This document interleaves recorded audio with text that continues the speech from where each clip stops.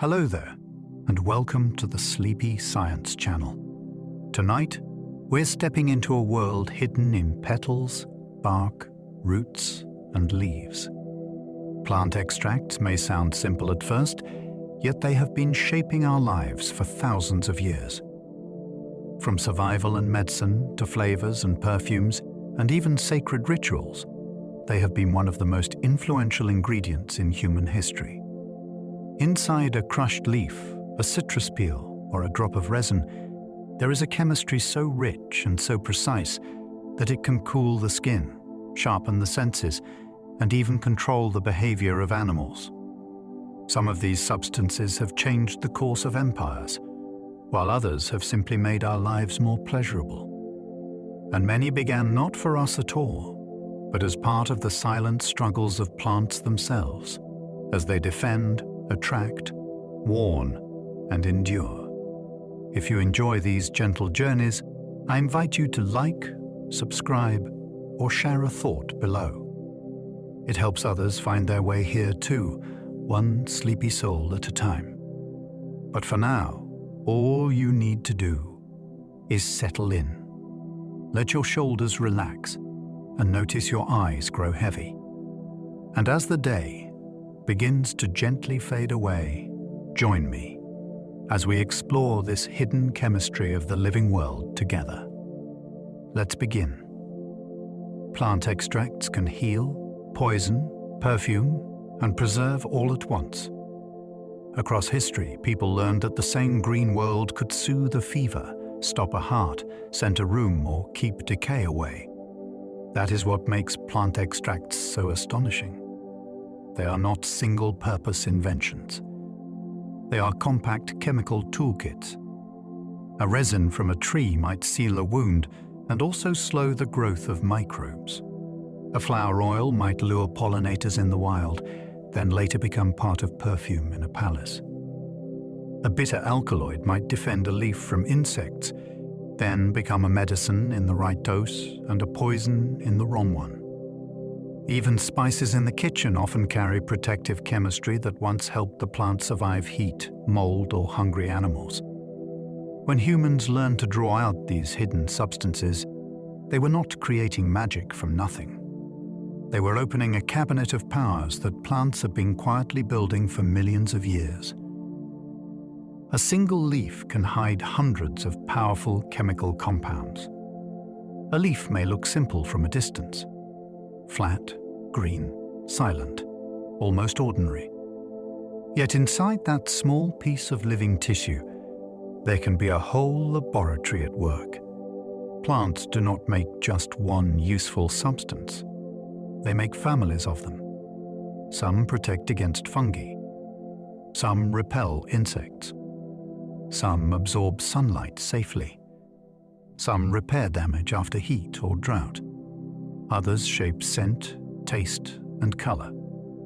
Scientists who analyze a single leaf can find an intricate crowd of molecules, each with a role, each produced at just the right place and moment. Mint leaves carry cooling compounds. Tea leaves hold bitter tannins, caffeine, and aromatic molecules that shift during processing. Even a crushed tomato leaf releases a sharp green smell because damaged cells suddenly mix chemicals that were stored apart. So, when you hold one leaf in your hand, you are not holding one ingredient. You are holding a crowded chemical city, hidden in plain sight. Humans have built medicines by studying what plants already make. Long before laboratories, people watched the living world closely. They noticed which roots eased pain, which barks lowered fevers, and which seeds were too dangerous to touch. Much of medicine began there, with human beings learning from plant chemistry step by step. Willowbart pointed the way toward familiar pain relief. Foxglove revealed compounds that could slow and steady the struggling heart. Cinchona bark offered quinine, which became one of the great anti-malarial discoveries in history. Later, chemists learned how to isolate these substances, refine them, test them, and sometimes reshape them into safer or more reliable drugs. Yet the starting point was often the same. Nature had already done the hard part. The plant had evolved a molecule with powerful effects, and humans learned how to listen. That is one reason plant extracts remain so compelling. They are not relics from the past. They are clues, and sometimes the first whisper of tomorrow's medicine. Vanilla's most famous flavor begins inside the orchid's seed pod. Vanilla feels familiar now. It is in cakes, ice cream, candles, and perfumes. Yet its story begins in a plant that is anything but ordinary. Vanilla comes from an orchid, a climbing tropical vine whose flowers open only briefly. If pollination succeeds, the plant grows long green pods packed with tiny seeds and the raw materials of future aroma. Fresh from the vine, those pods do not smell like the vanilla most people know. The famous scent appears only after careful curing. Heat, drying, and time allow enzymes and stored compounds inside the pod to change. Slowly, the rich sweetness emerges. That transformation is part of what makes vanilla so captivating. It is not a flavor that simply exists, waiting to be picked. It has to be coaxed into being. Behind that soft, comforting note lies one of the most labor-intensive flavor journeys on Earth, hidden inside the fruit of an orchid most people would never recognize. Caffeine is a plant defense that humans turned into a ritual. To us, caffeine is morning. It is the first sip of coffee, the warmth of tea, the small lift that helps the world come into focus. To the plant, it began as something very different. Caffeine is defensive chemistry. In leaves and seeds, it can discourage insects and interfere with the bodies of creatures small enough to be harmed by it. Some plants even release it into the soil, where it may affect nearby growth. Yet humans encountered this bitter stimulant and did something plants never planned for. We made it social. We built ceremonies around it. Coffee houses became places of conversation, debate, and trade. Tea became linked with hospitality, discipline, and pause. Across continents, the same plant compound moved from defense into culture. That is part of its wonder. A molecule shaped by evolutionary struggle ended up woven into breakfast tables, night shifts, study sessions, and shared afternoons, quietly guiding the rhythm of modern life. Some of history's deadliest poisons began as ordinary plant extracts. Many deadly plant poisons do not come from exotic monsters of the forest. They come from leaves, seeds, roots, and flowers that can look almost harmless. That is part of what makes them so unsettling. Plants cannot run from danger, so some evolved chemistry that could stop an animal after one bite. Over time, humans learned to recognize those hidden dangers and sometimes to exploit them. Deadly nightshade carries atropine and related compounds that can disrupt vision, heartbeat, and awareness. Hemlock helped shape one of history's most famous executions. Castor beans contain ricin, one of the most feared natural toxins known. Even ornamental plants in gardens can hold potent cardiac or nerve-affecting chemicals. None of this is accidental. It is survival written in molecules. A plant with strong defenses is less likely to be eaten, stripped, or destroyed. So behind the beauty of flowers and foliage lies an ancient truth. Nature's chemistry can be elegant and merciless. The scent of roses comes from a chemical orchestra, not one note. When someone says a rose smells like a rose, it sounds simple. Yet the fragrance itself is anything but simple. Rose scent is built from many aromatic compounds rising together in shifting proportions, and that blend can change from one variety to another. Some molecules bring sweetness. Others add spice, fruit, citrus, or a faint green freshness. What reaches your nose as one seamless perfume is really a layered performance, with each chemical adding depth, brightness, softness, or lift.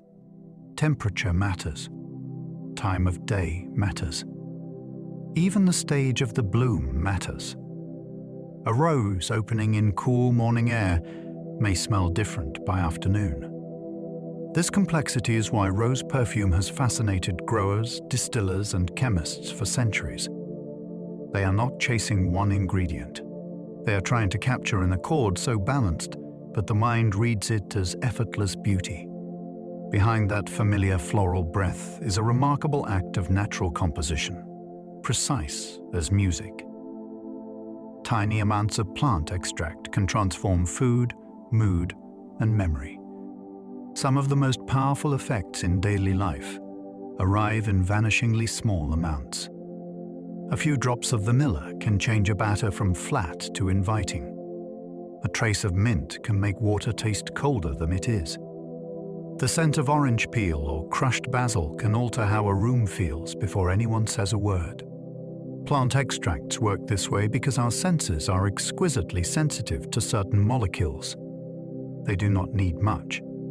A little can awaken appetite, comfort, nostalgia, alertness, or calm.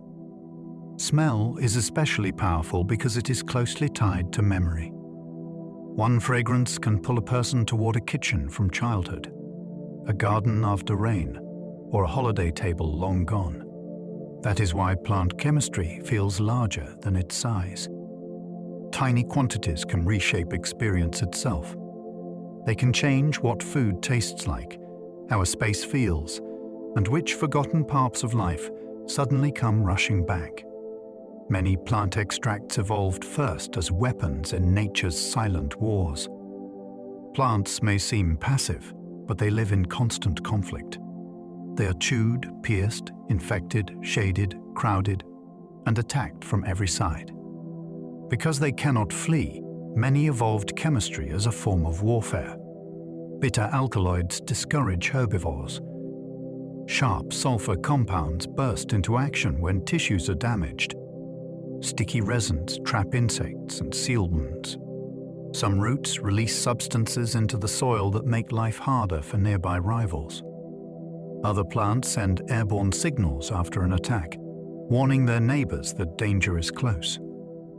Seen this way, a forest or meadow is not chemically peaceful at all. It is full of defenses, traps, alarms, and countermeasures moving through air, sap, bark, and leaf. This is where so many plant extracts began. Not as flavorings, remedies, or perfumes for human use, but as survival tools forged in endless evolutionary pressure. We entered the story later, discovering that nature's weapons could also become medicine, spice, and scent. Mint feels cold because its extract tricks your nerves. When mint touches your tongue or skin, nothing actually becomes colder.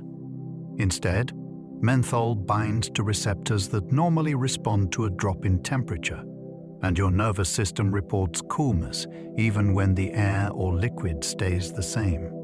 That is why mint can make chewing gum feel icy, toothpaste feel fresh, and a breeze across mentholated skin feel suddenly sharper. It is a chemical illusion, but a very convincing one.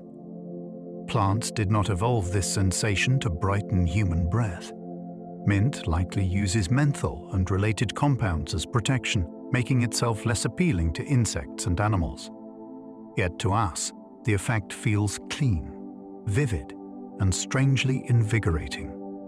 One small leaf can therefore rewrite your sensory world for a moment. It can persuade the body that cold has arrived out of nowhere, proving that plant extracts do not just flavor experience. Sometimes they edit perception itself, right at the level of the nerves. Chilly heat comes from a plant compound that mammals learn to fear. The fire in a chili is not a taste in the ordinary sense. It is pain. Capsaicin binds to the same receptors that respond to dangerous heat, so your mouth reacts as though it has touched something burning. Your heart may quicken. Your eyes may water. Your skin may flush. For the plant, this was a clever move. Mammals tend to crush seeds with their teeth, which destroys the plant's future. Birds do not sense capsaicin the same way, so they can swallow the fruit and carry the seeds elsewhere. In other words, the pepper found a way to discourage the wrong dinos and welcome the right ones. Humans complicated the story.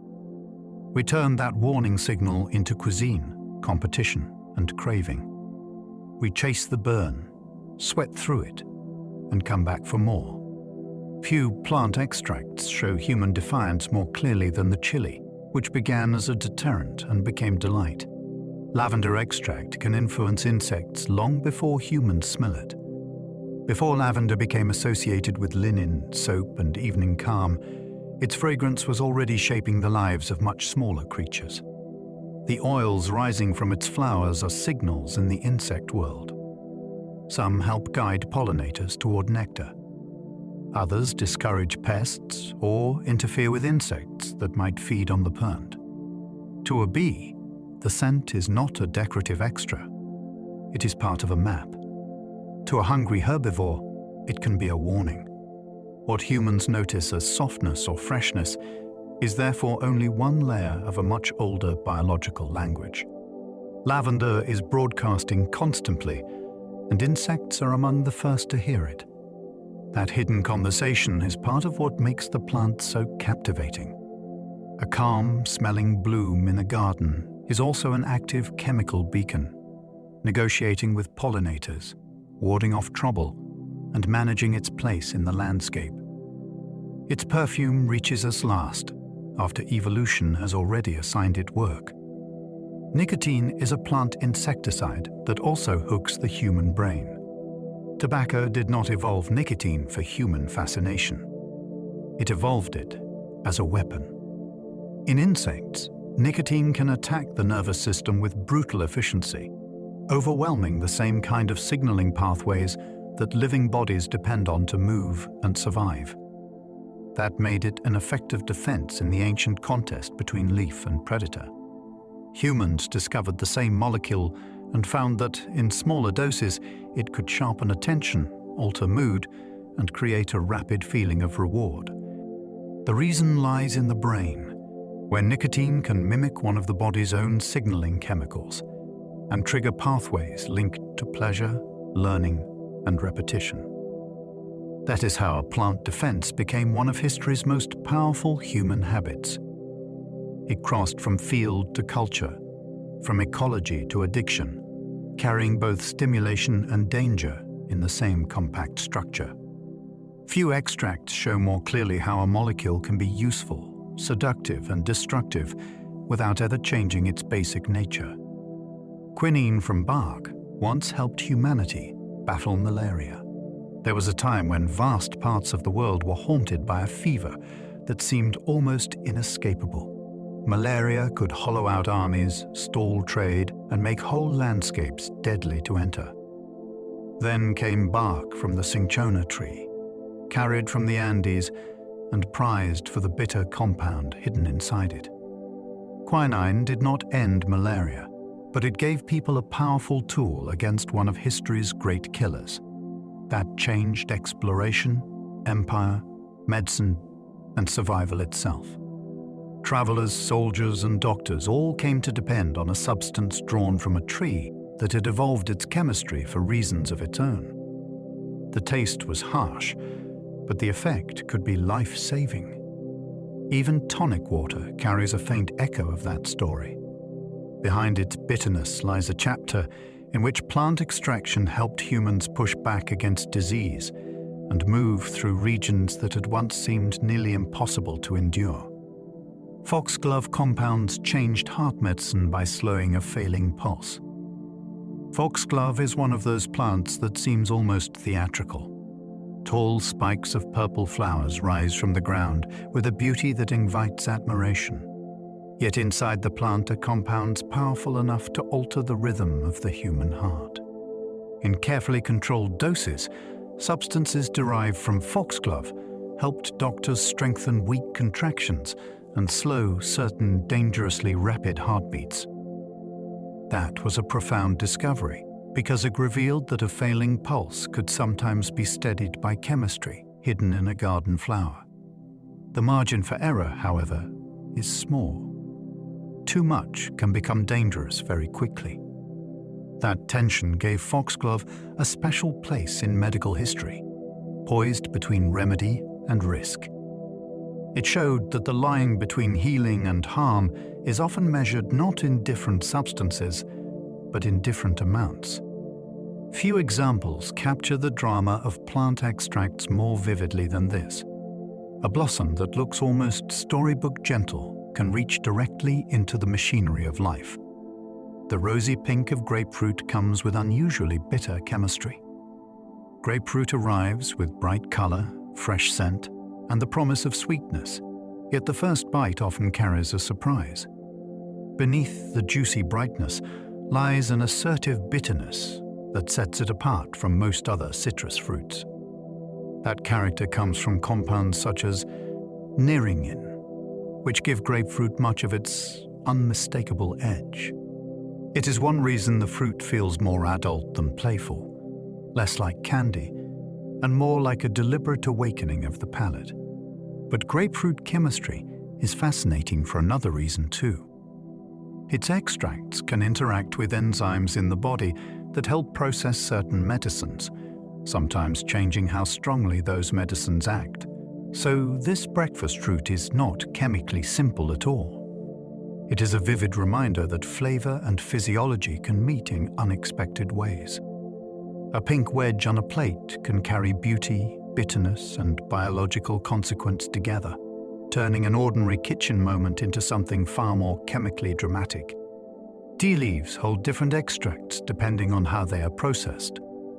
Black tea, green tea, white tea, and oolong can taste so different that they seem to come from separate plants, yet many begin as leaves from the same species. What changes the experience is processing. Once picked, the leaves may be heated quickly to halt certain reactions, or they may be allowed to oxidize, curl, darken, and transform. During that journey, the balance of extracted compounds shifts. Fresh, grassy notes may soften. Floral hints may deepen. Tannins may become rounder or more pronounced. New aromatic molecules can appear as the leaf's chemistry rearranges itself after harvest. This is what makes tea so enchanting. It is not just a plant ingredient dropped into hot water. It is a record of choices made after picking, each one shaping what your cup will become.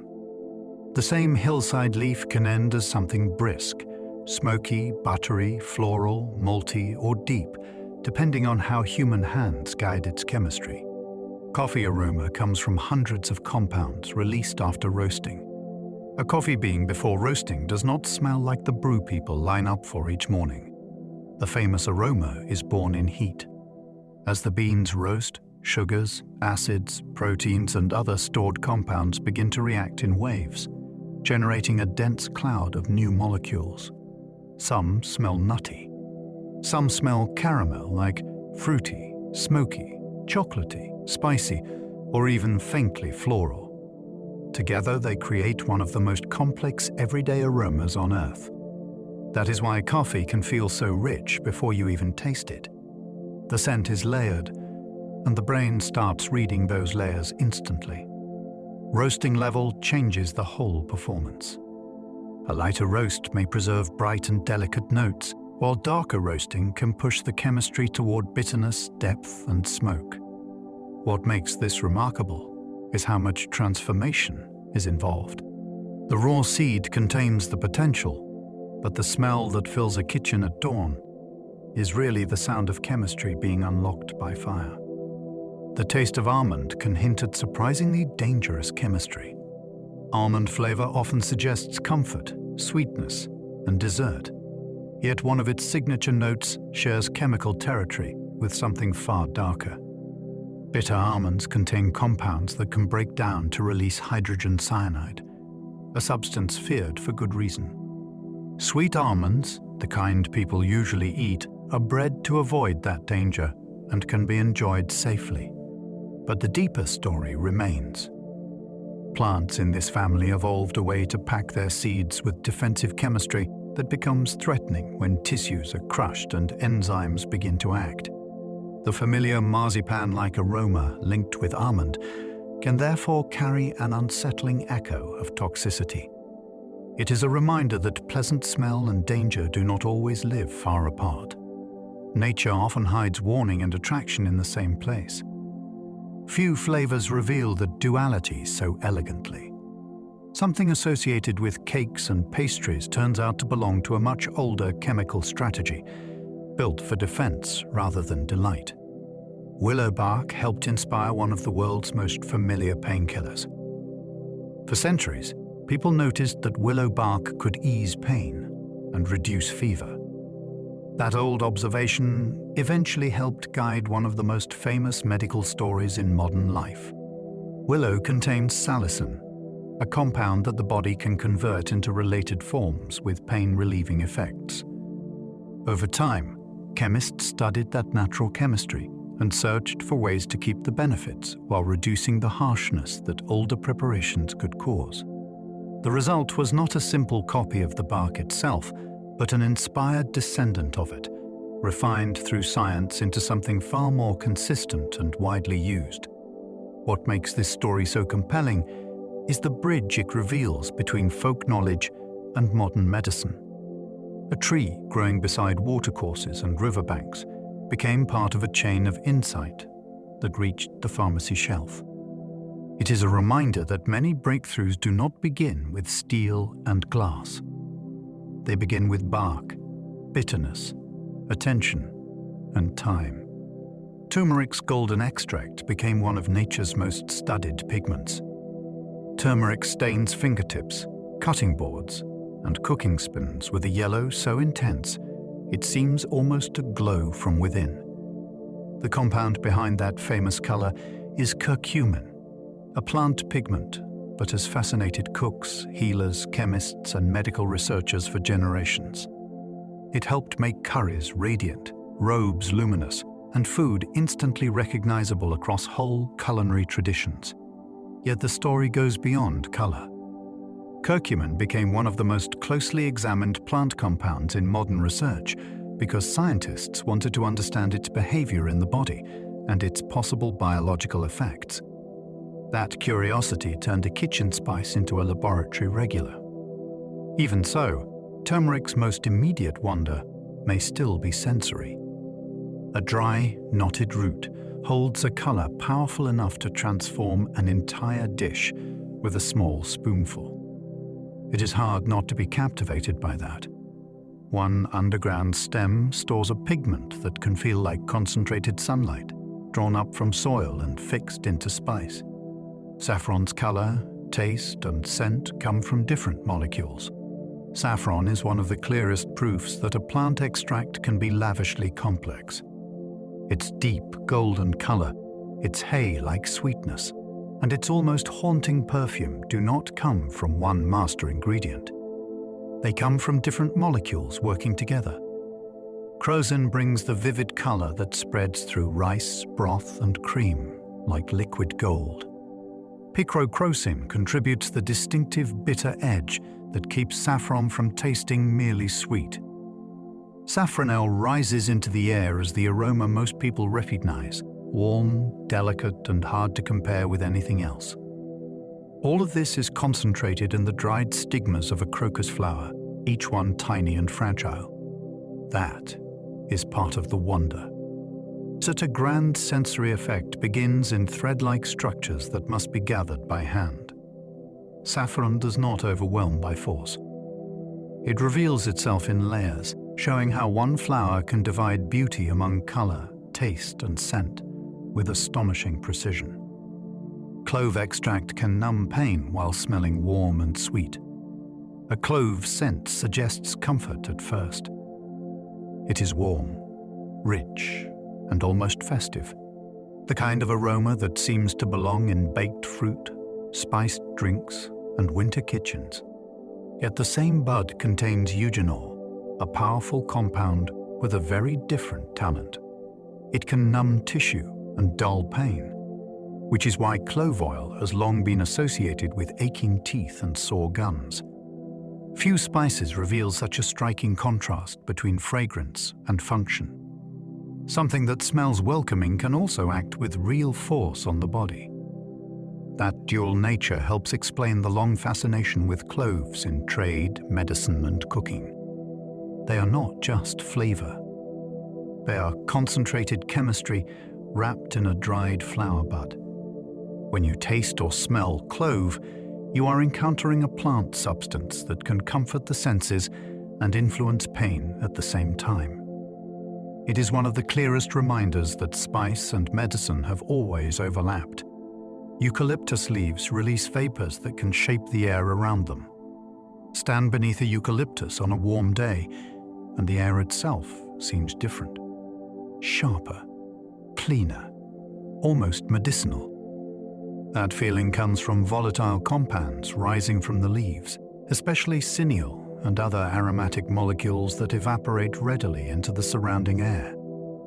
These vapors may help the tree deter herbivores, limit microbial growth, and cope with harsh, dry conditions. To us, they create an atmosphere strong enough to feel physical, as though the space has been altered rather than merely scented. Entire groves can carry that effect, especially in heat, when the leaves release more of their chemistry into the breeze. Eucalyptus therefore becomes more than a tree you look at. It becomes a tree you enter. Its presence expands into the air and changes the character of a place. Few plant extracts feel so environmental. Instead of staying locked inside bark or leaf, they drift outward and turn the space around the plant into part of its living chemical signature. Some plant extracts only appear after the leaf is damaged. Many plants keep key ingredients separated inside their tissues, like components of a trap waiting to be sprung. As long as the leaf remains whole, the chemistry stays quiet. But when an insect bites, a hoof tears, or human fingers crush the surface, barriers break, enzymes meet stored molecules, and entirely new compounds can appear within seconds. This is one of the cleverest strategies in the plant world. It lets the plant avoid wasting energy on constant chemical production while still unleashing a potent response at the moment of attack. The smell of damage, the burst of bitterness, or the sudden rise of a deterrent may all be part of that instant transformation. In other words, the plant becomes more chemically active when it is wounded. That is a startling thought. Injury is not only harm, it can be a trigger. The leaf changes its chemistry in real time, turning destruction into a rapid act of defense the moment it is touched. Garlic becomes chemically stronger only after you crush it. A whole garlic clove is full of potential, but much of its famous force lies dormant until the structure is broken. Inside the intact cells, crucial ingredients are kept apart. Chop, crush, or grate the clove, and those components finally meet. An enzyme gets to work, and within moments new sulfur-rich compounds begin to form, including allicin, which gives fresh garlic much of its fierce aroma and bite. That is why a smashed clove smells sharper than an untouched one, and why chopped garlic can seem to bloom in strength right on the cutting board. It is chemistry triggered by injury, fast and dramatic. For the plant, this likely served as protection against microbes and hungry attackers. For us, it became one of the great transformations in the kitchen. A pale, quiet clove can suddenly flood a room with scent and promise. Few ingredients demonstrate more clearly that the real character of a plant may wait until the moment it is broken. Freshly cut grass smells green because plants send chemical alarms. That smell drifting across a freshly mown lawn seems clean, bright, and strangely peaceful. Yet to the plants themselves, it is a distress signal. When grass blades are cut, damaged cells release a burst of volatile compounds, often called green leaf volatiles. These molecules create the crisp scent humans associate with summer, but in the plant world, they can serve as alarms. They may help warn nearby tissues, prepare defenses, or attract predators that attack the insects doing the damage. What feels soothing to us is therefore part of a rapid emergency broadcast. That reversal is one of the most captivating things about plant extracts. Human pleasure can be built on a plant's crisis chemistry. The lawn smells alive because it has been injured, and the air fills with molecules that carry urgent information from one blade to another. A calm suburban fragrance turns out to be a message of trouble, released in an instant and carried on the breeze.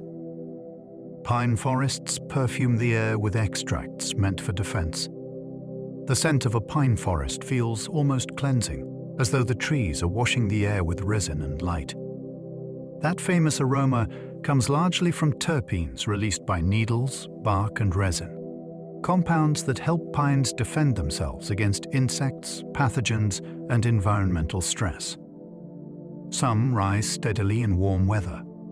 Others pour out more dramatically when bark is wounded and sticky resin seals the injury. To us, the result is invigorating. To the tree, it is strategy. Those fragrant molecules can gum up invaders, discourage feeding, and help protect damaged tissue from infection. Entire woodlands therefore breathe defense into the atmosphere every day. That is part of why pine forests feel so distinctive. Their chemistry is not hidden deep inside a fruit or flower. It drifts around you with every step. The sharp freshness in mountain air is also a reminder that trees are active participants in their own survival, shaping the forest through scent as well as wood.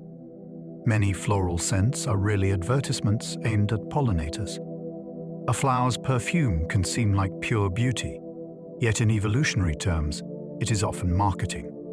Plants invest energy in scent because they need visitors, and fragrance helps guide those visitors to nectar, pollen, and the exact structure of the bloom. Different pollinators prefer different signals.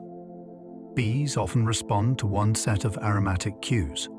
Moths may be drawn to stronger evening scents that travel through the dark.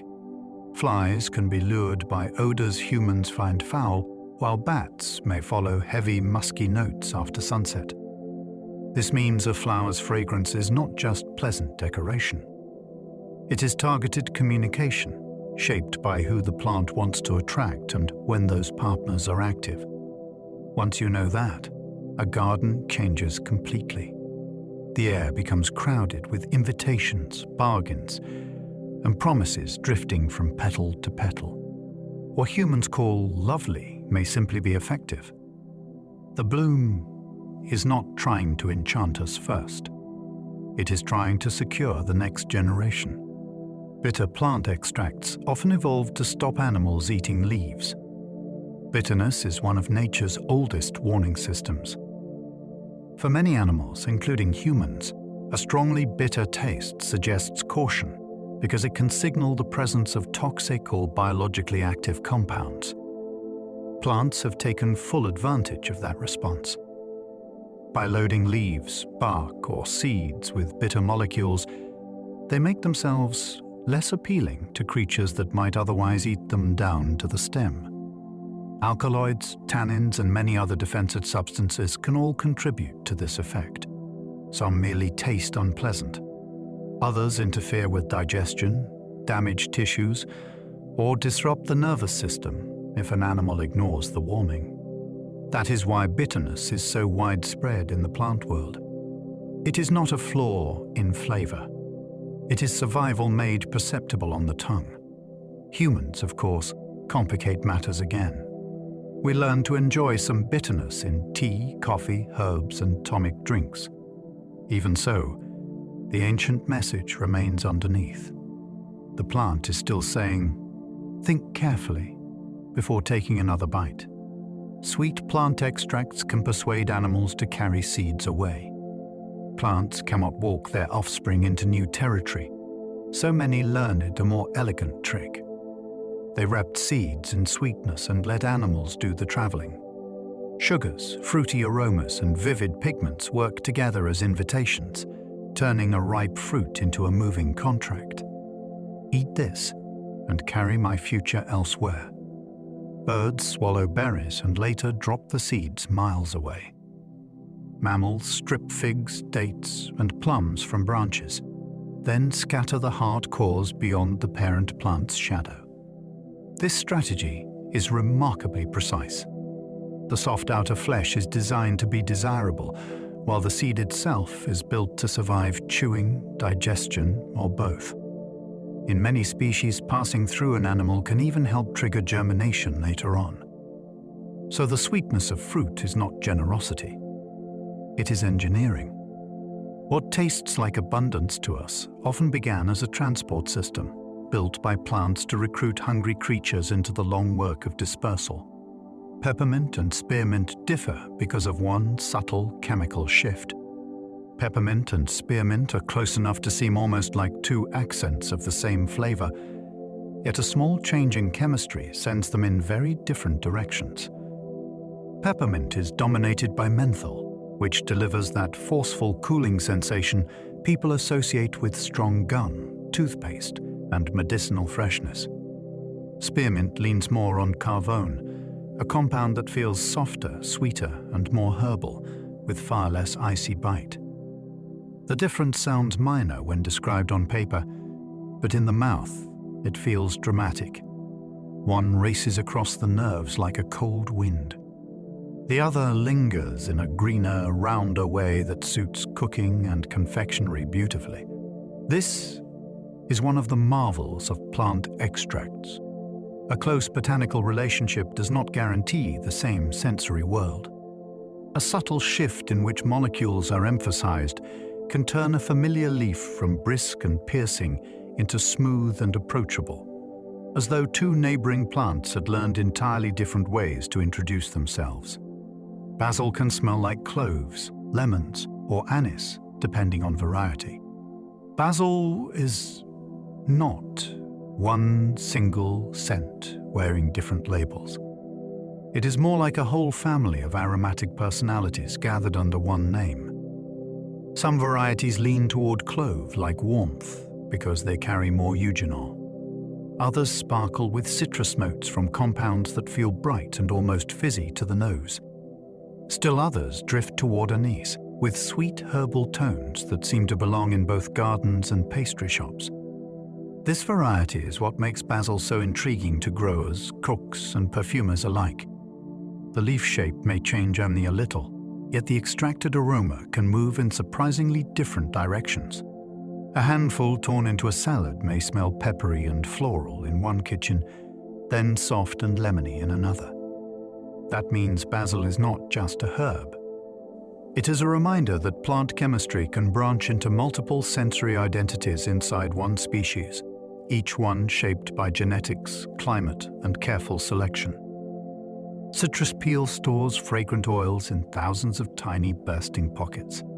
The skin of an orange or lemon seems smooth from a distance, but up close it is packed with miniature reservoirs of volatile oil. Press or twist the peel, and those little sacs rupture, releasing a visible mist so fragrant it can fill the air in an instant. That burst is one of the most immediate demonstrations of plant chemistry you can witness in a kitchen. The aroma is not hiding deep in the fruit. It is waiting at the surface, stored under pressure in countless microscopic pockets built into the rind. For the plant, these oils likely help defend the fruit against pests and pathogens. For us, they become perfume, flavor, and spectacle. A strip of peel expressed over a drink can transform the entire glass before it even touches the lips. Few ingredients reveal their inner workings so dramatically. One quick twist, and the fruit answers with a cloud of concentrated sunlight and scent. Lemon extract smells bright because it is chemically rich in limonene. Lemon seems to smell like brightness itself, as if freshness could be turned into an aroma and poured into the air. Much of that effect comes from limonene, a volatile compound abundant in citrus peel that delivers a clean, sparkling character the brain reads as vivid and lively. It is not sweetness in the way vanilla is sweet, and it is not floral like rose. It feels sharper, faster, almost visual. That is why lemon fragrance appears in kitchens, cleaning products, perfumes, and candies that want to suggest energy and clarity. Yet the story is not just about one cheerful scent. Limonene exists because the fruit evolved a complex chemical barrier at its surface, one that helps protect the peel while also making the fruit unmistakable in the world. So when a lemon is zested or peeled, what rushes out is not just pleasant smell. It is a defensive outer chemistry that humans came to associate with light, cleanliness, and sudden awakening. Orange blossom and orange peel smell different from the same tree. It is easy to assume a tree should have one signature scent, yet the orange tree tells a more layered story. Its blossoms release a soft, luminous fragrance that feels airy, floral, and almost creamy. The peel of its fruit, by contrast, erupts with sharp citrus oils that feel brisk, juicy, and immediate. Same tree, entirely different aromatic worlds. That contrast exists because flowers and fruits are solving different problems. The blossom needs to attract pollinators with delicacy and precision.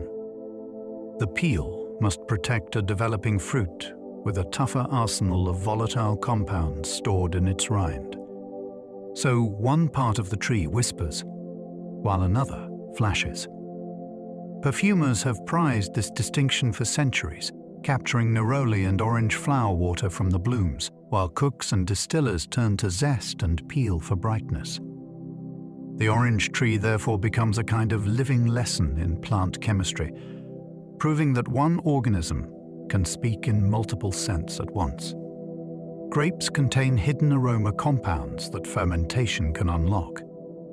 A fresh grape can taste simple, juicy, and sweet, but inside it are chemical possibilities that may not fully reveal themselves until yeast enters the story. During fermentation, sugars vanish, alcohol appears, acids shift, and a whole hidden world of aroma begins to unfold. Some compounds are released from bound forms that add little scent in the intact fruit. Others are transformed by yeast metabolism into notes that can suggest flowers, stone fruit, spice, herbs, smoke, or earth. That is why wine can smell far more intricate than the grapes from which it came. Fermentation is not just preservation. It is revelation. The fruit arrives carrying locked doors, and the microbial process begins opening them one by one. What emerges can vary dramatically with grape variety, climate, skin contact, and the strains of yeast involved. So a vineyard is not only producing sweetness for harvest, it is also growing the hidden ingredients of aromas that may not exist until the fruit is changed. Hops give beer bitterness through extracts once meant for protection. The bitterness in beer can feel refined, refreshing, even addictive in the best sense. Yet the plant behind it evolved those compounds for a far less festive purpose. Hops produce bitter acids and aromatic resins that help defend the cones from pests and microbial threats. Humans discovered that these same extracts could transform brewing. They added structure to the flavor, balanced sweetness from malt, and helped beer keep longer by discouraging spoilage. That combination changed brewing history. Hops did not simply season beer. They reshaped what beer could be. Their chemistry allowed brewers to create drinks with sharper definition, greater stability, and whole new ranges of aroma, from piney and resinous to citrusy, floral, or tropical, depending on variety and handling. Every bitter finish, therefore, carries an ecological backstory. What tastes crisp in a glass began as a plant survival toolkit, recruited into one of the world's most enduring and inventive fermentation traditions.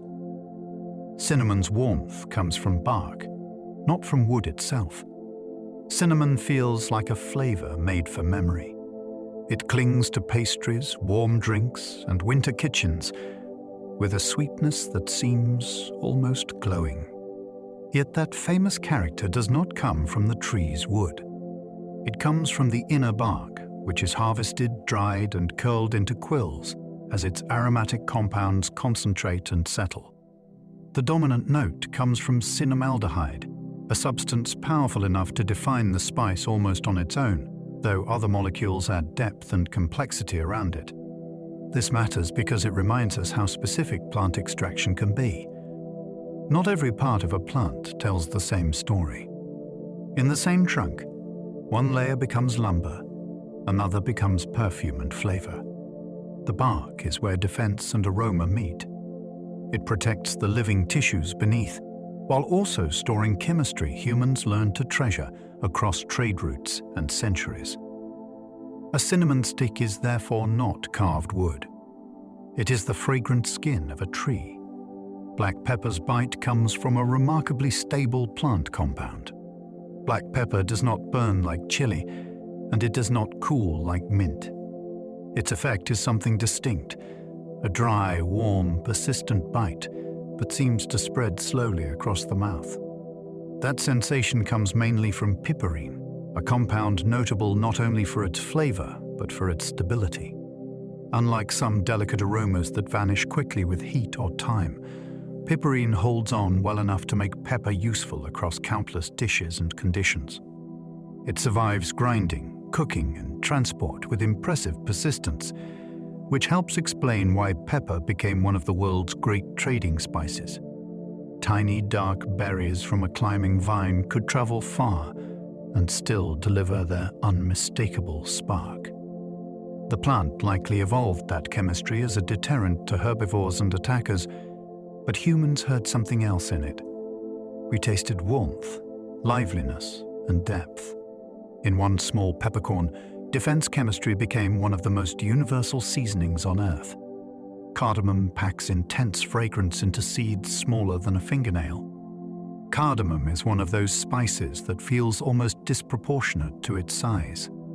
Crack open the pod and inside are tiny dark seeds, each one carrying an aroma so concentrated it can reshape an entire pot of tea, a pan of rice, or a tray of pastries. The fragrance is difficult to pin down neatly because it moves in several directions at once. It can seem citrusy, cool, resinous, sweet, and spicy in the same breath. That complexity comes from a dense blend of volatile compounds stored in minute amounts of seed tissue. The scale of it is astonishing. Something smaller than a fingernail can perfume a room. That is why cardamom has long been treasured in cuisines and trade networks spanning enormous distances. It offers intensity without heaviness, lift without sharpness. Few plant extracts show such efficiency. The pod looks modest, but once broken, it releases a fragrance that feels far larger than the plant structure that contained it. Coriander seeds and coriander leaves taste almost like different plants. Few culinary plants create more surprise than coriander, because its leaves and seeds can seem to belong to separate worlds. The fresh leaves offer a vivid green character that many people find bright and exhilarating, while others experience them as soapy or harsh due to differences in scent perception. The dried seeds move in another direction entirely. They are warmer, nuttier, and often touched with citrus, like sweetness once toasted or ground. Same plant, dramatically different expression. This happens because the chemistry of the leafy tissues is not the chemistry of the mature fruiting structures. Different compounds dominate at different stages and in different organs. The plant is changing its sensory language as it moves through life. That makes coriander more than a seasoning. It becomes a small lesson in botanical complexity. A single species can offer two nearly separate flavor identities, one vivid and divisive, the other rounder and widely loved, all without changing its name. Fennel extract can smell sweetly medicinal because of a neat hole. Fennel carries a scent that many people recognize before they can name it. It is sweet, herbal, and slightly cool, with a character that drifts toward old cough sweets, liqueurs, and apothecary jars. Much of that identity comes from anethole, a compound powerful enough to define fennel's aroma, while also appearing in a few other plants known for similar notes. The effect is fascinating because it sits between comfort and intensity. It can feel food-like in one setting, medicinal in another, and almost perfumed in a third. That flexibility has helped fennel travel through kitchens and remedies for centuries. Seeds, fronds, and bulbs all carry some version of its identity, though in different balances and textures. When extracted or crushed, the sweetness comes forward with remarkable clarity. It is one of those plant signatures that seems almost designed for memory. A trace can call up bread, herbal tea, sweets, or medicine with unusual speed. Star anise and fennel share a surprising flavor molecule. At first glance, star anise and fennel seem like strangers. One comes as a dark, star-shaped fruit with a dramatic appearance. The other arrives as feathery fronds, seeds, or a pale bulb from the garden. Yet the moment their aromas rise, the kinship becomes clear. Both are rich in anethole, the same flavor molecule that gives them that sweet, licorice-like signature. This shared chemistry is a beautiful example of how different plants can converge on a similar sensory effect. They need not be close twins in form or culinary role to produce a familiar note in the mind.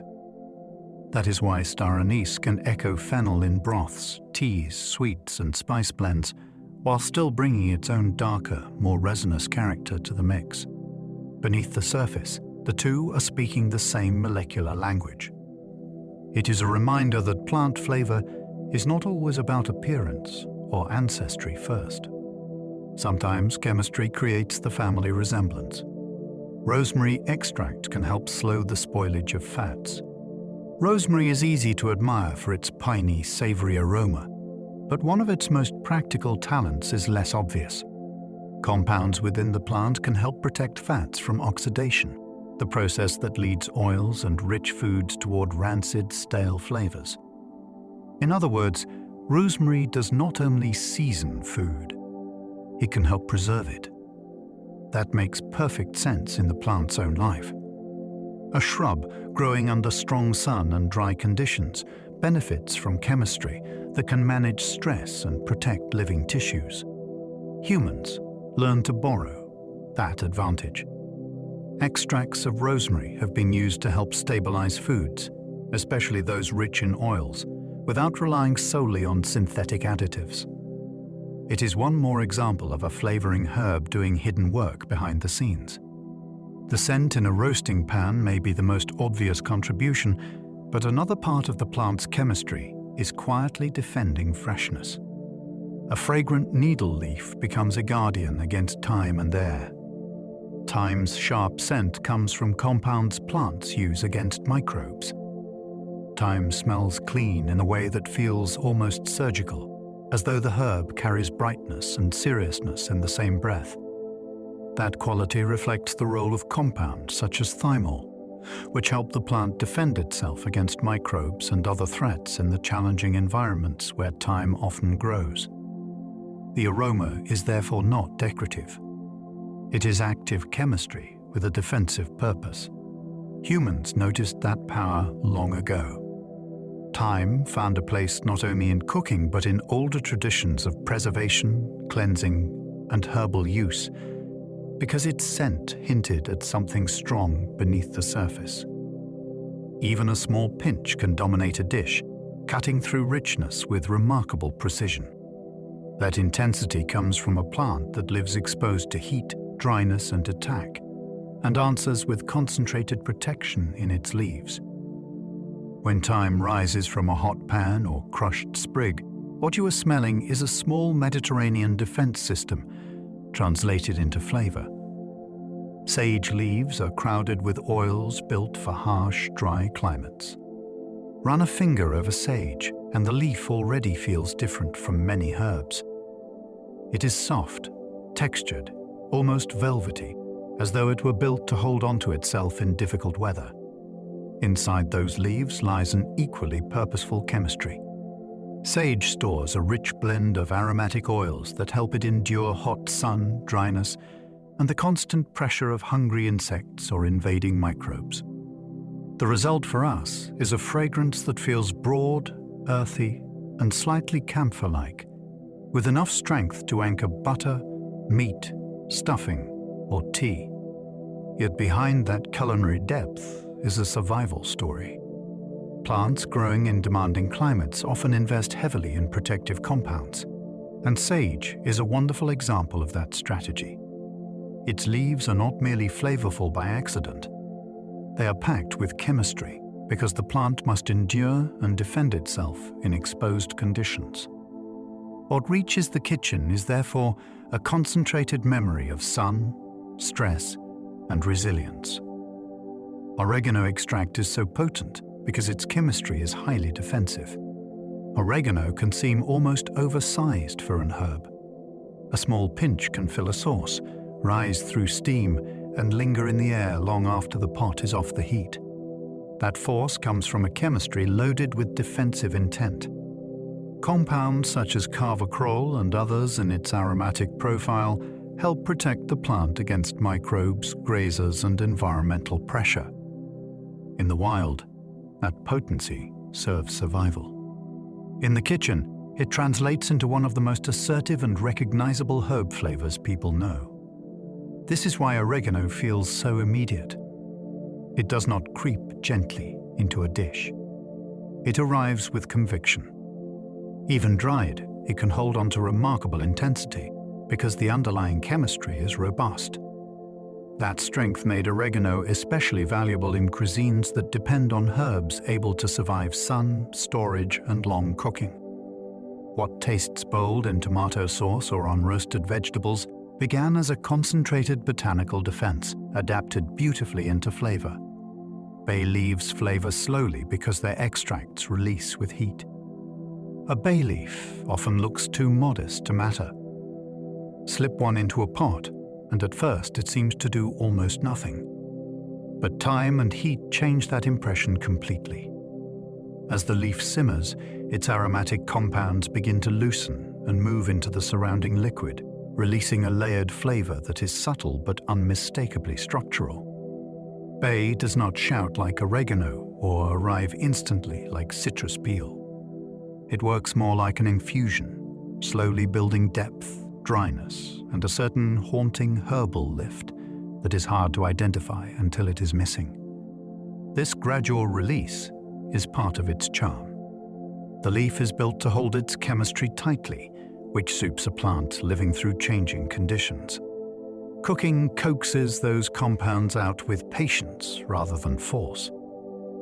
That makes bay one of the great examples of hidden plant power. What seems like a dry, stiff leaf becomes, given warmth and time, an architect of flavor moving quietly through the whole dish. Vanilla must be cured carefully before its signature extract appears. Freshly harvested vanilla pods can surprise people because they do not smell richly of vanilla at first. The famous aroma most people know is not waiting there fully formed. It emerges through curing, a controlled process of sweating, drying, resting, and gradual chemical transformation. During that period, enzymes and stored precursors inside the pod begin to change, and vanillin rises into prominence, along with many supporting compounds, but give real vanilla its depth. This means vanilla is not simply harvested. It is developed. Human skill becomes part of the flavor, guiding the pod through a slow conversion from green and quiet to dark, fragrant, and deeply complex.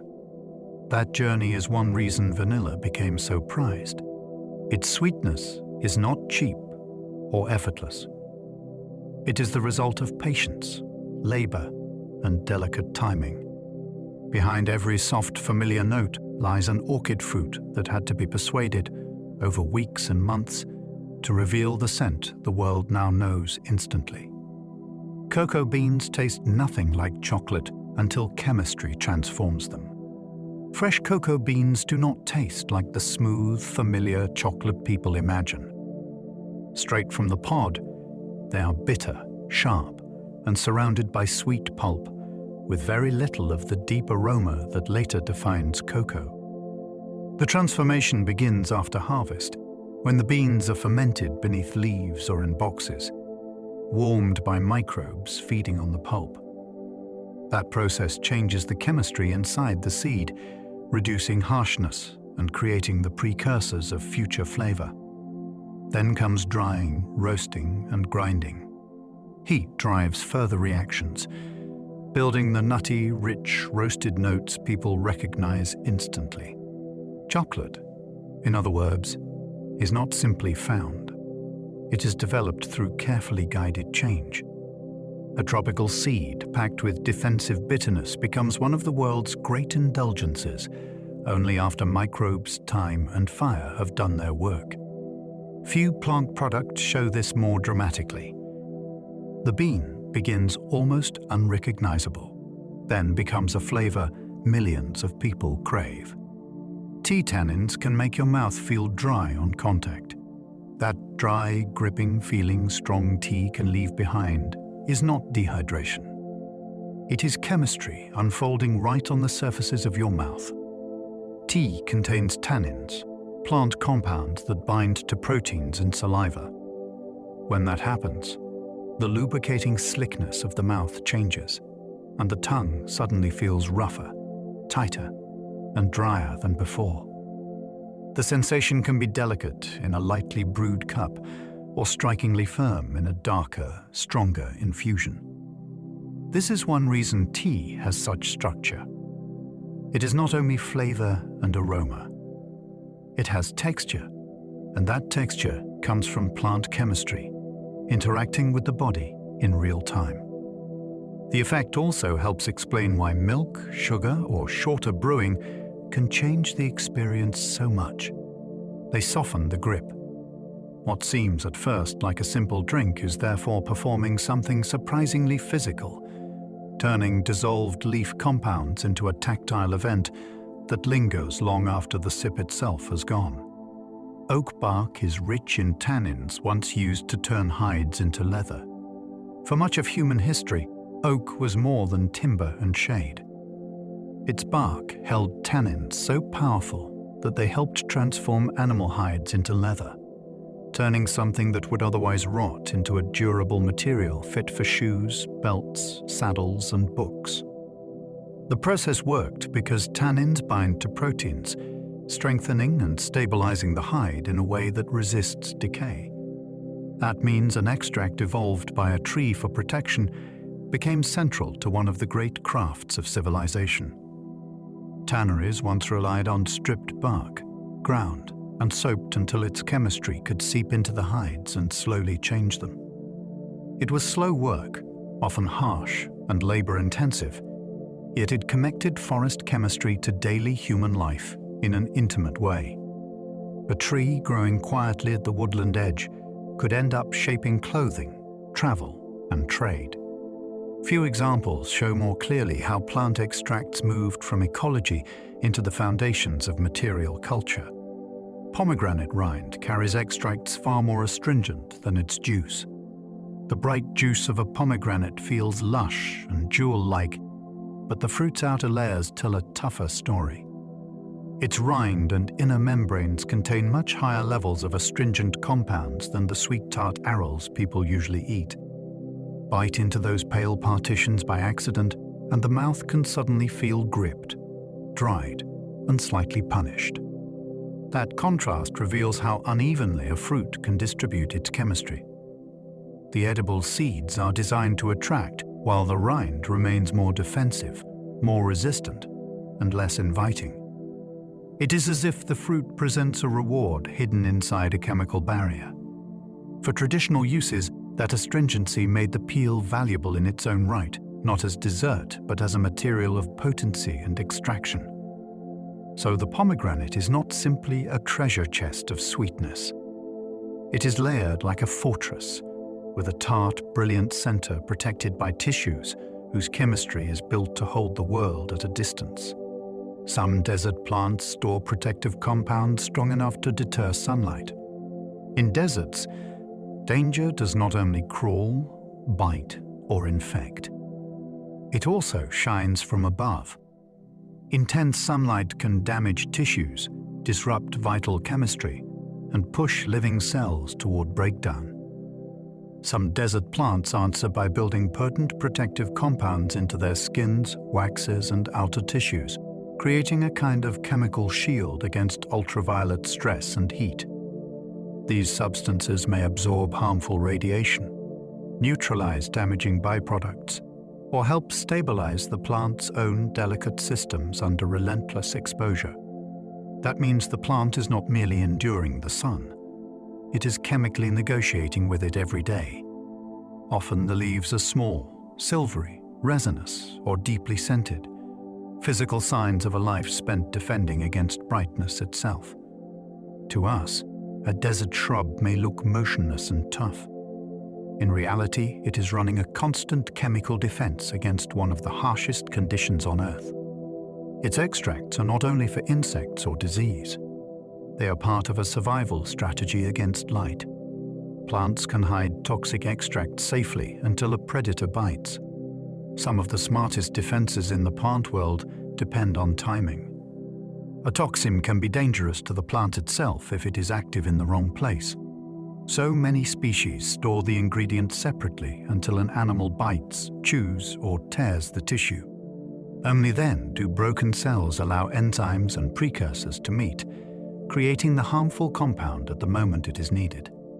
It is a remarkable strategy. The plant avoids poisoning its own living systems, yet keeps a potent deterrent ready for instant deployment. For the attacker, the experience can be bitter, burning, sickening, or worse, and it begins only after the damage is done. That makes the leaf or seed something like a chemical puzzle box, harmless looking on the outside, dangerous only when forced open. In this way, a bite becomes the trigger. The predator activates the very defense meant to stop it, and the plant turns injury into a sudden act of retaliation. Mustard's fierce sting appears only when its tissues are broken. A mustard seed seems small and almost inert, yet its true force waits behind a chemical lock. Inside the intact tissue, the crucial ingredients are kept apart. Crush the seed, crack the cells, and the pieces finally meet. An enzyme begins working on stored compounds, creating pungent molecules that surge upward into the nose with that unmistakable hot, sharp sting. This is why mustard can feel so alive when freshly ground or mixed. The heat is not built like chili heat, which comes ready-made in the fruit. It is generated in the moment by damage. The plant's defense is therefore activated by attack itself. That is part of what makes mustard so fascinating.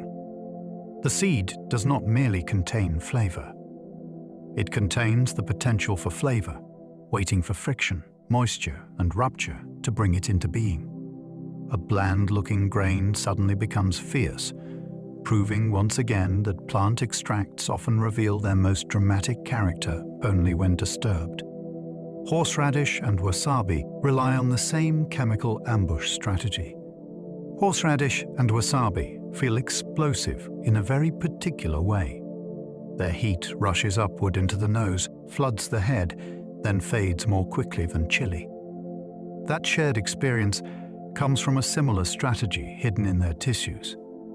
Like mustard, they store key ingredients separately until the root or stem is cut, grated, or crushed. Once the cells break, enzymes rapidly create pungent compounds called isothiocyanates, and the famous sharpness appears almost instantly.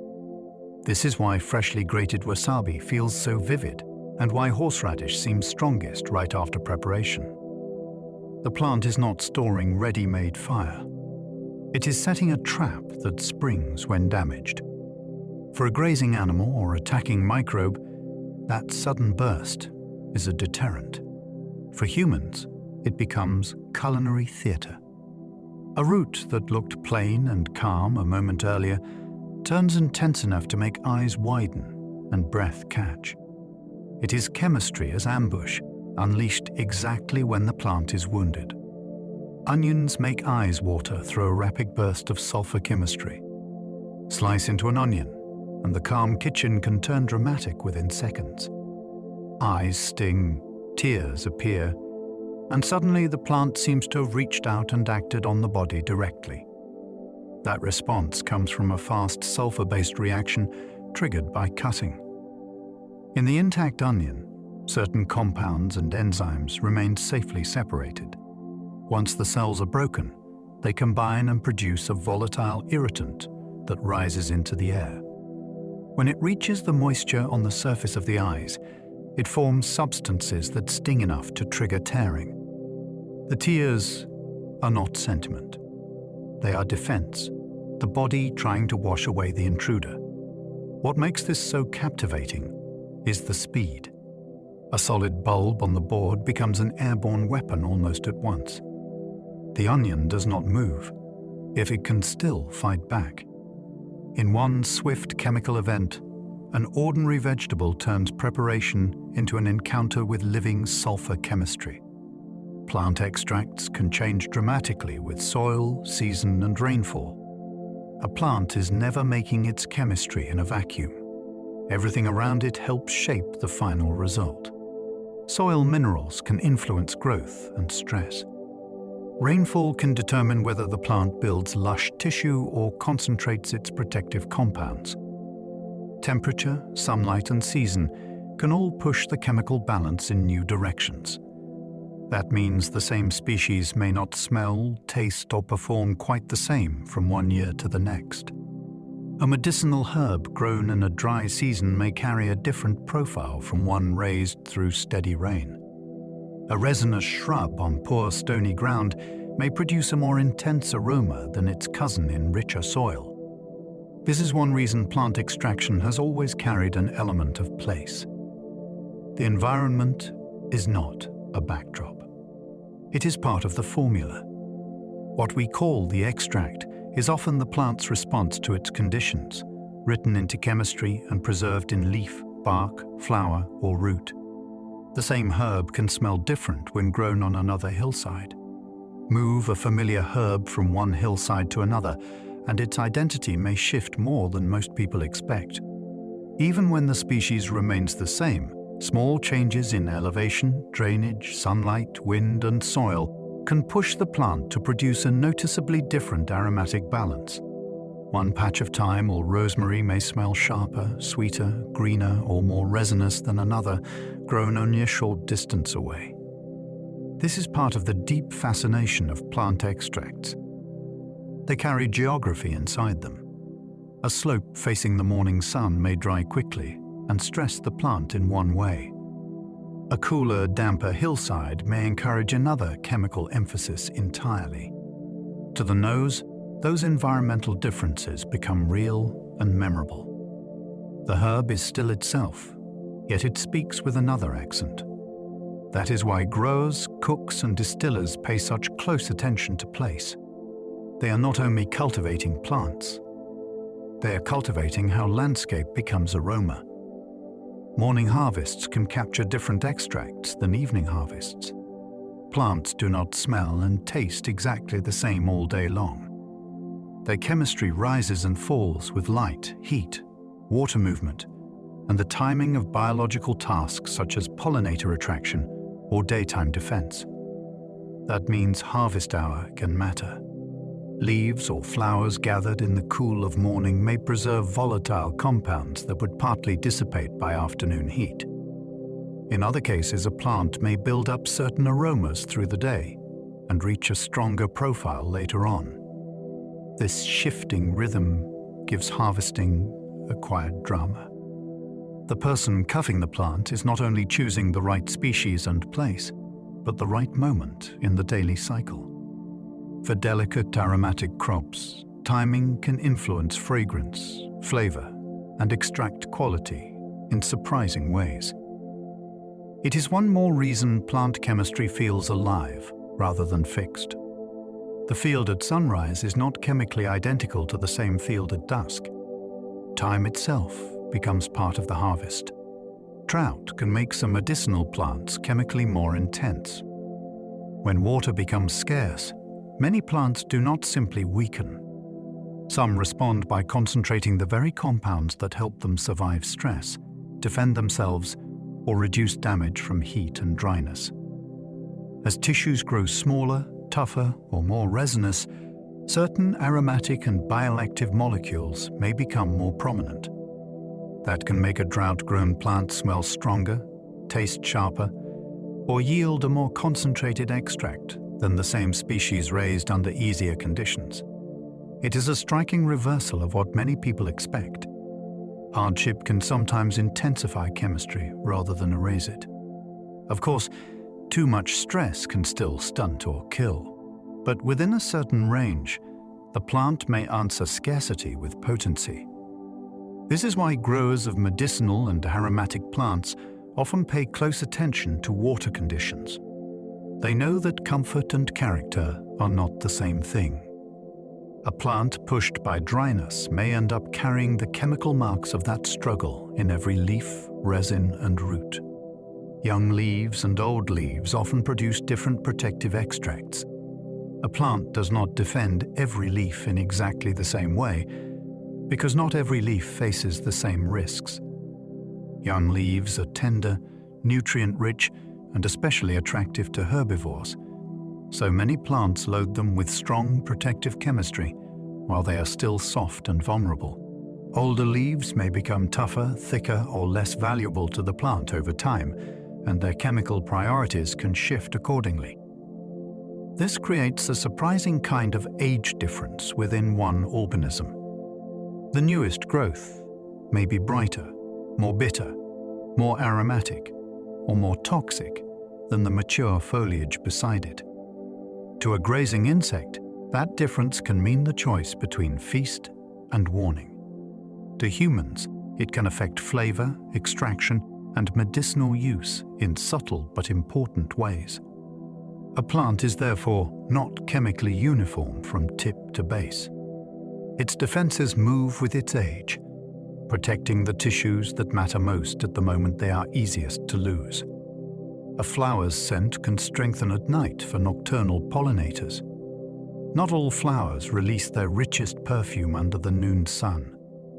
Some wait for dusk. As evening falls, their scent intensifies and begins to travel through cooling air, aimed not at daytime bees but at moths, bats, and other night-active pollinators. These visitors rely heavily on smell when light is low, so the plant shifts its strategy accordingly. White or pale petals may glow in moonlight, while the fragrance does the rest of the work, guiding the right creatures toward nectar and pollen in the dark. This timing gives certain flowers an almost theatrical quality. By day, they seem quiet. By night, they awaken chemically. The garden after sunset is therefore not just a dim version of the daytime garden. It can be a different communication system altogether, built on drifting aroma rather than bright color. A flower that seems modest at noon may become magnetic after dark, proving that plant scent follows schedules as carefully as stars do. Some orchids mimic insect pheromones using exquisite chemical precision. Some orchids have evolved one of the most astonishing tricks in the plant world. Instead of offering nectar as a reward, they imitate the scent of female insects with extraordinary chemical accuracy. A male bee or wasp detects the signal, believes a mate is nearby, and rushes in. In the confusion, he attempts to mate with the flower and leaves carrying pollen. The orchid gains pollination without paying the cost of producing food. This is deception at the molecular level, and it works only because the plant's chemistry is precise enough to fool an animal whose survival depends on recognizing the right scent. The petals may even resemble the body of the insect, but the real lure is often invisible and airborne. That is what makes the story so captivating. A rooted plant, unable to chase or choose, learned instead to counterfeit desire itself. Few plant extracts are more dramatic than those that can hijack instinct in the service of reproduction. Plants can summon predators by releasing extracts after being attacked. When a plant is chewed by caterpillars or pierced by other herbivores, it does not always respond alone. Some species release airborne compounds that act like distress beacons, drawing in predators or parasites that attack the creatures doing the damage. In effect, the plant recruits bodyguards. A wasp may follow the signal to a feeding caterpillar, lay eggs on or inside it, and turn the attacker into a resource for the wasp's young. This is one of the most startling examples of how active plant chemistry can be. The plant is not merely enduring injury. It is changing the behavior of the wider ecosystem in response. The air around damaged leaves becomes a message, and nearby animals read it. That means a simple act of feeding can trigger a chain of events the herbivore never intended. A leaf under attack suddenly becomes the source of a call for help, and predators arrive because the plant has chemically asked them to. Corn seedlings can call for help with airborne chemical messages. Even a young corn plant can do far more than passively wait to be eaten. When attacked by certain insects, corn seedlings release volatile compounds into the air, and those signals can attract parasitic wasps that hunt the pests responsible. The wasps follow the scent, locate the caterpillars or larvae, and help reduce the damage. What makes this so remarkable is the scale. We are not talking about towering trees or ancient shrubs, but tender seedlings only beginning their lives. Yet even at that stage, they are capable of chemical communication sophisticated enough to recruit another species as an ally. The field becomes a place of invisible signals and responses, not just green rows under the sky. To human eyes, the corn may look silent. In chemical terms, it is speaking urgently when under attack. A seedling rooted in soil can still alter the outcome of its own survival by sending help signals into the air around it. Damaged sagebrush can warn nearby plants through drifting compounds. A wounded sagebrush does not keep the news to itself. When browsed or damaged, it can release airborne compounds that drift to neighboring plants, and those plants may respond by increasing their own defenses before the threat reaches them. This is one of the clearest examples of a plant community acting less like isolated individuals and more like a network of listeners. The message travels on the wind, not in words but in chemistry, and nearby leaves read it as a warning to prepare. That readiness may mean producing more bitter compounds, more defensive proteins, or other changes that make the next bite less rewarding. The idea is extraordinary. A plant attacked in one spot can influence the physiology of another standing several feet away. The landscape begins to seem far less silent than it appears. What looks like still vegetation is often full of signals moving between neighbors, with sagebrush serving as one of the best-known messengers. Walnut trees can chemically sabotage neighbors with juglone. A walnut tree does not compete only with shade and roots. It also releases juglone, a compound that can make life much harder for certain nearby plants. Juglone can seep into the soil from roots, fallen leaves, husks, and decaying wood, creating a zone where some species struggle to germinate, grow, or even survive. The effect is not universal, which makes it even more fascinating. Some plants tolerate it well, while others wilt as though the ground itself has turned against them. This means a walnut tree can shape its surroundings without moving an inch, altering the community below it through chemistry alone. To a person walking past, it may look like ordinary woodland spacing. In reality, the tree may be quietly editing the neighborhood, discouraging rivals and protecting access to light, water, and nutrients.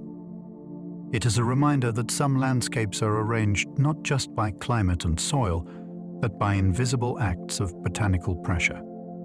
Eucalyptus litter can shape entire landscapes through chemical fallout. When eucalyptus leaves fall, They do not become harmless debris. They carry aromatic oils and other compounds down to the ground, where rain, decay, and contact begin spreading that chemistry through the soil surface. This falling litter can suppress germination in some species, slow the growth of others, and change how quickly the leaf layer itself breaks down. Over time, that influence can shape the look and feel of an entire grove. The understory may thin. Certain plants may fail to establish. The forest floor can become dominated by a particular texture and scent, built not just by shade but by chemical residue accumulating year after year. That is part of what makes eucalyptus landscapes so distinctive. The trees do not stop acting when their leaves die. Their chemistry keeps working after the fall, drifting from canopy to ground and helping determine what kind of community can live beneath them. It is ecological fallout, leaf by leaf. Many weeds succeed because their extracts disrupt other species.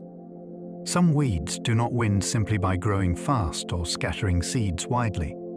They also bring chemical interference into the struggle. Through roots, leaves, or decomposing litter, certain aggressive plants release compounds that hinder the germination or early growth of nearby species. This gives them a head start in the race for light, water, and space. The tactic is especially effective in disturbed ground, where seedlings are vulnerable and competition is fierce. A patch of invasive growth can therefore become more than a crowd. It becomes a chemically difficult place for rivals to establish themselves. That helps explain why some weeds seem to take over with startling efficiency, spreading across roadsides, fields, and abandoned lots, as if the land itself has chosen them. In truth, they may be helping make that choice.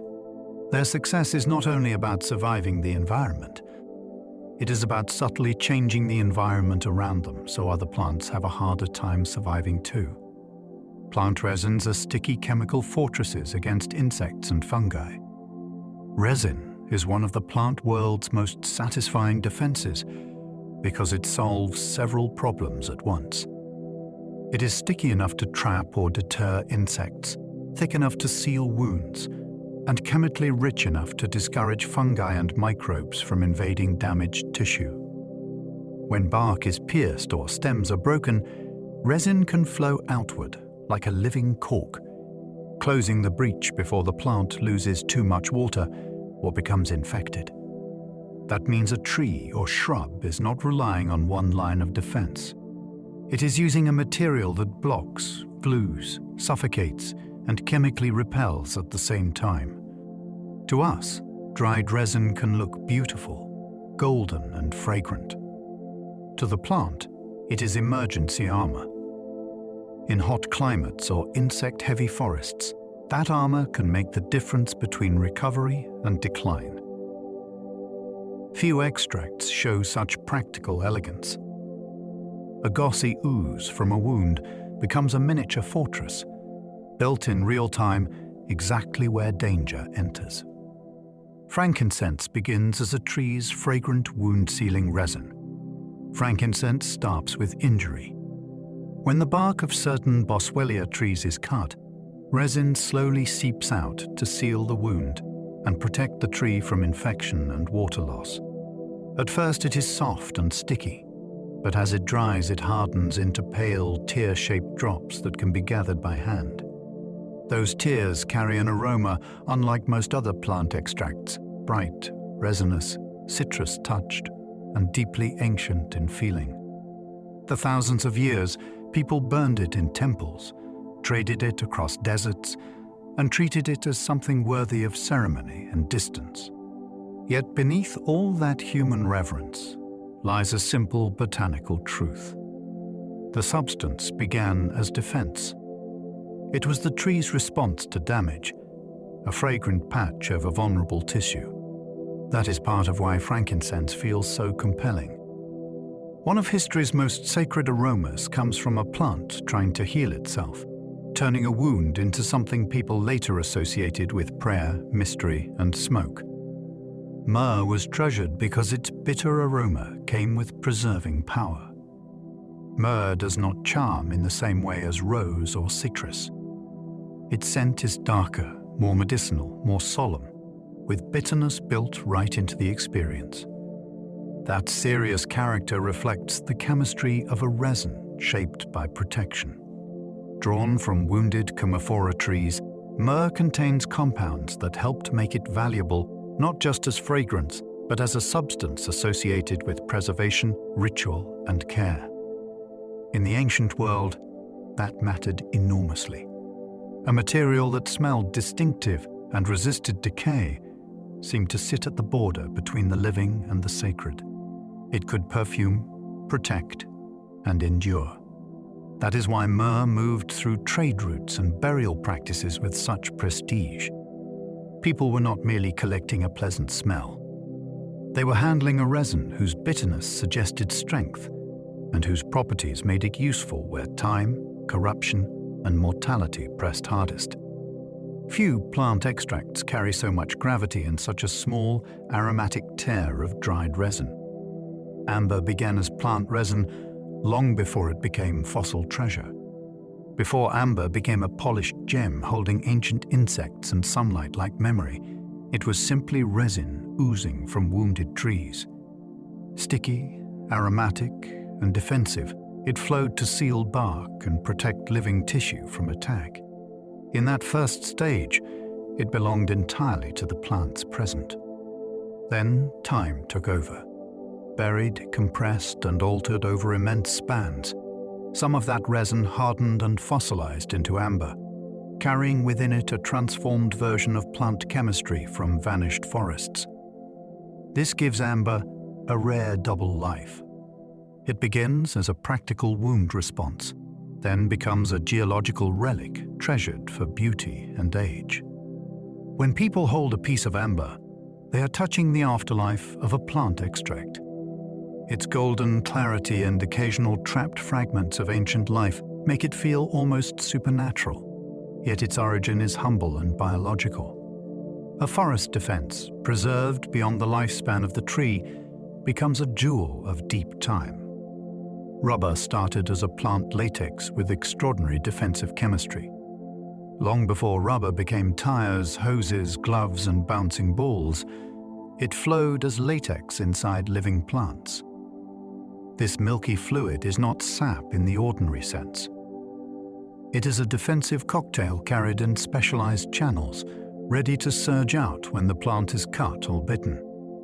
Once exposed to air, it can thicken, gum up mouthparts, and physically hinder attackers, while additional compounds inside it may taste bad or prove toxic. For the plant, latex is both trap and warning. For humans, it became one of the most transformative natural materials ever discovered. People learned to tap rubber trees, collect the latex, and eventually process it into elastic products that changed transport, industry, and daily life across the world. What makes the story so remarkable is the leap from ecology to technology. A substance evolved to frustrate insects became essential to machines, medicine, and modern movement.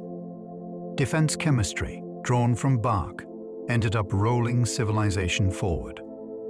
Opium poppies produce alkaloids that profoundly alter pain and consciousness. Inside the poppy capsule lies one of the most consequential chemical arsenals ever evolved by a plant. The milky latex of the opium poppy contains alkaloids that can relieve pain with astonishing power, but also alter mood, awareness, dependence, and human history itself. Morphine, codeine, and related compounds act on the nervous system in ways that can quiet suffering so deeply that medicine was permanently changed once people learned to isolate and use them. Yet the same chemistry carries enormous danger. Relief can slide into addiction, and sedation can become fatal when the dose overwhelms the body. That tension is what makes the poppy so gripping as a subject. It is not merely a medicinal plant and not merely a poisonous one. It sits at a crossroads of mercy, pleasure, commerce, conflict, and grief. Few extracts reveal more starkly how one plant can hold both compassionate power and devastating consequence in the same pale flow of latex. Coca leaves contain extracts that changed medicine and world history. For peoples of the Andes, coca leaves were part of daily life long before the wider world took notice. Chewed with alkaline substances, they could ease hunger, reduce fatigue, and help people cope with high altitude. The leaves held a set of alkaloids, among them cocaine, that would later move from traditional use into medicine, industry, and global upheaval. In purified form, that chemistry became a local anesthetic of major importance, allowing doctors to numb tissue in ways that opened new possibilities in surgery and dentistry. But it also fed addiction, illicit trade, violence, and political turmoil on a vast scale. That is the extraordinary reach of one plant extract. A shrub adapted to mountain life ended up touching hospitals, criminal networks, empires, and international law. The leaf itself did not change. Human systems around it did. Few plants have sent chemistry outward with such different meanings, from endurance and treatment to exploitation and conflict. Curare began as a plant-based arrow poison. Deep in the forests of South America, hunters learned to prepare one of the most elegant and terrifying uses of plant chemistry ever devised.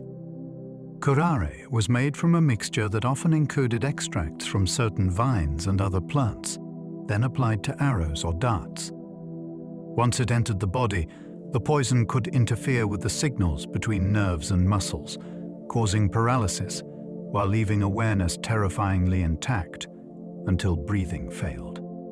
For hunting, this meant a small wound could bring down prey efficiently. For science, it later became something else entirely. Researchers studied curare-like substances and learned from their effect on the neuromuscular system, eventually developing related compounds used in modern medicine to relax muscles during surgery. That arc is astonishing. A forest poison prepared for survival and skill at the edge of the canopy helped reveal fundamental truths about the human body. Few extracts travel such a dramatic path from arrow tip to operating room. Atropine from deadly nightshade can widen the human pupil. Deadly nightshade has long carried an aura of menace, and not without reason. Among its powerful compounds is atropine, a substance capable of affecting the nervous system in striking ways. One of its best-known actions is to widen the pupil, making the dark center of the eye open larger than usual. That effect once fed beauty practices, which is both fascinating and unsettling. A plant feared for toxicity was used to create an appearance of allure by temporarily altering vision and eye function. Today, atropine has legitimate medical uses, especially in eye care and certain emergencies, because doctors can harness that same physiological effect with precision. What makes it so compelling is how directly it reaches into the body's automatic controls. This is not a fragrance or a flavor working gently at the surface. It is a molecule capable of changing the eye's response to light itself, drawn from a plant whose name still warns of danger. Yew tree compounds helped inspire powerful cancer treatments. The yew tree does not look like a medical revolution. It stands dark, patient, and ancient, often associated with churchyards, hedges, and winter berries. Yet within its tissues, scientists discovered compounds that led to some of the most important cancer treatments ever developed from plants. These molecules work by interfering with the machinery cells use when they divide, which made them powerful tools against rapidly growing tumors. The path from tree to treatment was not simple. The chemistry was difficult, the sourcing raised serious questions, and researchers had to find ways to produce needed substances without stripping ancient trees from the landscape. But the result was profound. A plant known for toxicity and longevity became part of modern oncology. That alone is enough to stop people in their tracks. A quiet evergreen, rooted in old graveyards and hedgerows, ended up helping wage one of medicine's hardest battles. Few trees carry such a dramatic hidden legacy inside their needles and bark. Madagascar periwinkle changed leukemia care with plant-derived alkaloids. Madagascar periwinkle looks almost too cheerful for the gravity of its story. With its neat petals and garden-friendly appearance, it seems like a decorative plant first and foremost. Yet inside it were alkaloids that help transform the treatment of certain blood cancers, especially childhood leukemia. These compounds interfere with cell division, and once researchers understood their power, they became part of therapies that dramatically improved survival. That shift changed countless families' futures and gave one ornamental plant a place in the history of life-saving medicine. The contrast is unforgettable. A flower growing quietly in warm climates or garden beds carried chemistry capable of reaching into one of the most serious diseases known. This is one of the reasons plant extracts remain so compelling to medicine. Their appearances can be misleading. A bloom chosen for beauty may also contain a molecule strong enough to alter the odds between illness and recovery in the most profound way imaginable. Artemisia gave medicine one of its most important anti-malarial compounds. Malaria has shaped human history with relentless force, so any truly effective weapon against it matters far beyond the laboratory. One of the most important came from Artemisia annua, a plant whose chemistry yielded artemisinin, a compound that became central to modern malaria treatment. Its discovery was a major turning point because it offered powerful action against a disease that had outmaneuvered countless efforts across centuries. What makes the story especially compelling is that the answer emerged from plant knowledge, careful extraction, and scientific persistence working together. The compound acts quickly against the malaria parasite, and its use in combination therapies has helped save enormous numbers of lives. That is the extraordinary reach of one botanical extract. A plant growing with feathery leaves and modest presence became part of a global defense against fever, anemia, and death. Few examples show more clearly that the future of medicine can still arrive from the hidden chemistry of leaves. Cinchona bark became so valuable, it reshaped empires and trade. There are moments in history when a plant extract becomes more than a remedy and starts altering the map itself. Cinchona bark was one of those cases. Once people understood that its bitter compounds could help treat malaria, the bark became immensely valuable to nations seeking to move, govern, and survive in tropical regions where fever had long resisted control. Demand surged. Trees were hunted, transplanted, cultivated, and fought over. Knowledge about the bark's chemistry became a strategic advantage, and access to plantations mattered to empires in ways that reached far beyond medicine. This is what makes Cinchona so extraordinary. It was not only a tree in the Andes, and not only a source of quinine. It became part of the machinery of exploration, colonization, trade, and power. Few barks in history have carried such geopolitical weight. A bitter extract under the skin of a mountain tree helped determine who could travel, who could stay, and who could rule. Indigo dye came from plant extraction long before synthetic chemistry. Long before chemists learned to build color in factories, people were already coaxing one of the world's most famous blues from plants. Indigo did not begin as a bright pigment waiting on the leaf surface.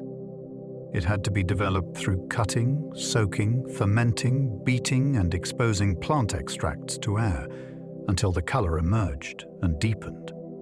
That process turned fields of green leaves into vats of blue potential, and from there into cloth so striking it became associated with status, labor, trade, and identity across continents. Indigo's story is remarkable because it joins agriculture, microbial transformation, craft and fashion in one long chain. The color people came to treasure was the final act of a carefully managed chemical drama. Without extraction and oxidation, the blue would not appear in the same way. What seems like a simple dye is therefore a triumph of early chemical understanding, discovered and refined long before the age of modern industry. Henna stains skin because its pigment binds stubbornly to protein. Henna does not merely sit on the skin like paint. Its active pigment, losone, binds to proteins, especially the keratin in skin, hair, and nails, which is why the stain can persist even after repeated washing. That simple fact gives henna its enduring magic. A leaf can be dried, powdered, mixed into paste, and then used to leave intricate reddish-brown patterns that seem to grow warmer over time as the stain develops. The color is temporary, yet it clings with enough determination to feel almost like a conversation between plant and body. Across cultures, henna has marked celebrations, rites of passage, beauty practices, and daily adornment, all because one plant pigment happens to hold onto human tissue with remarkable loyalty. What fascinates many people is how intimate the process feels. The design is not laid on the surface alone. It becomes part of the outer body for a while, carried by the chemistry of leaf and protein meeting. Paprika color comes from plant pigments that also harvest sunlight. The red and orange tones in paprika look purely decorative once they reach a kitchen shelf, yet they begin as pigments with a vital job inside the pepper itself. These compounds belong to the carotenoid family, which helps plants manage light and support the machinery of photosynthesis. In the living fruit, that means helping handle solar energy and protecting tissues as the pepper ripens from green toward brilliant color. When the peppers are dried and ground, those same pigments become flavor's visual partner, turning oils, stews, sausages, and sauces into something warmer before the first bite is even taken. This gives paprika a wonderful double identity. It is both sunlight management turned inward and culinary color turned outward. The spice's glow is not accidental ornament. It is the preserved chemistry of a fruit that used pigments to live and mature on the plant. What shines in the pan once helped the pepper face the sun. Beetroot extract can stain food with astonishing strength. Cut into a beet and the knife itself seems to tell the story. Surfaces redden immediately. Fingers stain. Water clouds pink. The intensity comes from betalames, pigments so vivid that a small amount of beetroot extract can transform a whole dish with ease. This strength makes beet color feel almost theatrical. A pale batter can turn rose red. Rice can blush. Frosting can become startlingly bright without the help of synthetic dye. Yet the power is fragile in its own way, because heat, acidity, and time can all shift how that color behaves. That delicate balance adds to the fascination. The pigment is strong enough to dominate a cutting board, yet sensitive enough to change character under different cooking conditions. Beetroot, therefore, offers one of the clearest demonstrations that plant extracts are not passive ingredients. They are active players in the kitchen, reshaping color, mood, and expectation the moment they are released from the root. Annotto seeds color cheeses and butter with tropical plant pigment. Annotto comes from the seeds of a tropical shrub, and few natural colorants have traveled so far into everyday food without most people noticing. The seeds are coated with pigments called bixin and norbexin, which can stain oils, cheeses, butter, rice, and sauces, with shades ranging from golden yellow to deep orange. That vivid effect is why Annotto became useful anywhere food needed warmth of color without overwhelming flavor. The chemistry is fascinating because the seed itself is small and hard, almost modest, yet its surface carries enough pigment to tint whole batches of food. In some places, Anatar became part of regional identity, giving certain cheeses and dishes their familiar look. What makes it so compelling is the contrast between source and result. A tiny tropical seed can shift the visual mood of a meal instantly. It proves once again that plant extracts do not just change taste and aroma. They also teach the eye what to expect. Chlorophyll extracts glow red under the right kind of light. Chlorophyll is famous for making plants green, but under the right conditions it reveals a stranger side. Shine certain wavelengths of light onto chlorophyll extracts, and instead of returning green, they can fluoresce red. It feels almost impossible the first time you see it. The pigment that helps capture sunlight for photosynthesis suddenly answers with a hidden crimson glow. This happens because chlorophyll absorbs energy, and when it can no longer pass that energy into the machinery of a living plant, some of it is released again as red light. That means the glow is not decorative. It is a clue to how the pigment handles energy itself. In the leaf, chlorophyll is part of one of the most important processes on Earth. In the extract, removed from that living context, it can expose an eerie optical secret. A green plant pigment becomes a red lantern, and the ordinary leaf begins to seem much more mysterious. Some plant pigments change color depending on acidity. Not every plant pigment is loyal to one shade. Some are chemically sensitive enough to shift their appearance when the surrounding acidity changes, turning the same extract red in one setting, purple in another, and blue or green in yet another. That means color in the plant world is sometimes less like paint and more like mood. The molecule remains related to itself, yet the environment around it changes how it handles light. This is part of what makes plant chemistry so astonishing. A pigment can behave like an instrument, tuning itself to invisible conditions. In the kitchen, the effect can appear in fruits, flowers, or vegetables whose colors deepen or drift when mixed with acidic juices or alkaline ingredients. In nature, it helps create the extraordinary range of hues seen in petals, skins, and leaves. What seems like a fixed visual identity can turn out to be chemically flexible, responsive, and almost theatrical in the way it transforms. Red cabbage can act like a natural chemical indicator. Cook red cabbage, simmer the leaves, and the dark purple water that appears is more than colored liquid.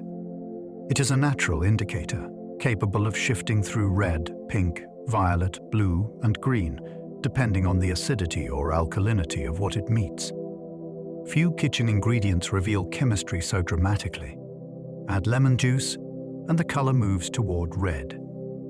Stir in something more alkaline, and it can slide toward blue or green. Suddenly, a vegetable becomes a laboratory tool. The reason lies in its pigments, which respond to the chemical environment with visible changes in how they reflect and absorb light. This makes red cabbage wonderfully educational, but also deeply enchanting. A pot on the stove can begin to feel like an experiment in hidden forces. The plant is showing that color is not always static. Sometimes it is a message about chemistry itself, written in liquid purple and shifting before your eyes in real time. Anthocyanins paint berries blue, purple, red, and almost black. The deep shades of blueberries, blackberries, cherries, plums, and many other fruits often come from anthocyanins, a family of pigments with extraordinary range. These compounds can produce tones from bright red to wine, purple to blue, so dark it nearly reads as black. That richness gives berries much of their visual allure, making them look ripe, sweet, and full of concentrated flavor before a bite is ever taken. Yet anthocyanins are doing more than decorating fruit for human admiration. In the plant, they can help attract animals that will eat the fruit and disperse the seeds, while also playing protective roles in living tissues. Their color can shift with acidity, structure, and the company of other molecules, which is why the same family of pigments can create such different effects across the plant world. A berry's skin is therefore not simply painted. It is chemically composed, using molecules that turn ripeness into one of nature's most luxurious visual signals. Carotenoids give carrots color while helping plants manage excess light. The orange of a carrot looks almost playful, but the pigments behind it belong to a serious botanical system.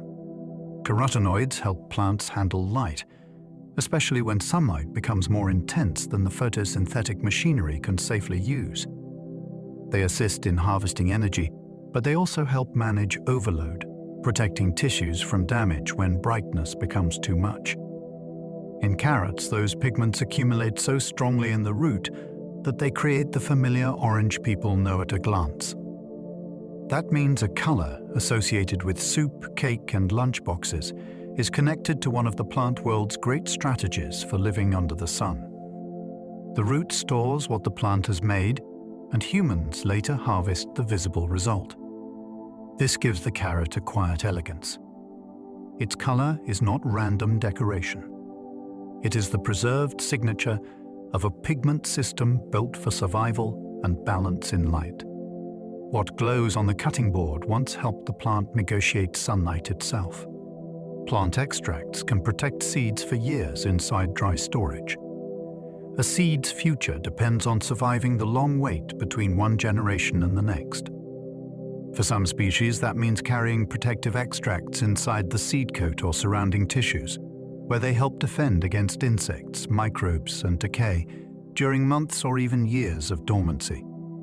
In dry storage, those compounds may remain surprisingly effective, standing guard while the embryo inside stays inactive and vulnerable. This is one reason some seeds can endure long stretches of time without losing all hope of life. They are not simply asleep. They are provisioned. The chemistry packed around them helps reduce the chances that fungi or bacteria will claim them before rain and warmth arrive. It is a remarkable arrangement. A seed small enough to sit on a fingertip may contain a whole survival plan, including defenses designed to protect the next generation in silence and darkness. Even waiting, in the plant world, is supported by chemistry. Some seeds carry antimicrobial compounds to guard the next generation. A seed is one of the most vulnerable promises in nature. It contains concentrated nutrition and the blueprint for a future plant, which makes it an attractive target for microbes looking for an easy meal. To counter that threat, some seeds carry antimicrobial compounds in their coats, storage tissues, or surrounding fruits. These extracts help suppress fungi, bacteria, and other organisms that might invade before germination ever begins. In effect, the parent plant sent its offspring into the world with a chemical guard already in place. That is one reason seeds can seem so durable despite being biologically precious. Their protection is not only physical, it is molecular. The outer shell, the bitterness, the resinous note, or the unusual chemistry may all be part of a defense designed for the first and most defenseless stage of life. Before the root emerges and before the first leaf finds light, the seed may already be fighting to survive with extracts packed around its sleeping future. Resin-rich woods can survive decay far longer than expected. Some woods seem almost stubborn in the face of time. They resist rot, endure dampness, and remain sound far longer than many other timbers would under the same conditions. Often that resilience comes from high resin content. The same sticky defensive chemistry that protects a living tree from insects and invading microbes can continue offering protection after the wood is cut. Resin-rich tissues are less welcoming to fungi, slower to absorb damage, and harder for many organisms to break down. That is why certain woods earned reputations for durability in ships, buildings, tools, and outdoor structures. Their chemistry gave them longevity that felt almost like a character trait. The tree's old defense system remained active in a new form, helping the dead wood outlast expectation. This makes timber less inert than it seems. Even after the tree is gone, its extracts can keep shaping the material's fate, proving that plant chemistry can extend its influence long beyond the living trunk. Certain flowers smell sweetest exactly when their pollinators arrive. A flower's perfume is often timed with astonishing precision. Some species release their richest scent only during the window when their most important pollinators are active, whether that means early morning bees, dusk flying moths, or bats moving through the night. This is more than coincidence. Producing fragrance takes energy, so the plant benefits by concentrating its aromatic effort when it is most likely to matter. That gives the bloom a schedule, one tuned to the habits of another living creature. The result can feel almost magical to us. A flower may seem faint at 1 hour, then suddenly bloom into fragrance later, as if it had been waiting for an appointment. In truth, that is not far from reality. The scent is part of an ecological meeting arranged by time. What humans experience as sweetness in the air is often the plant's carefully timed invitation, released at the exact moment the right visitor is most likely to arrive.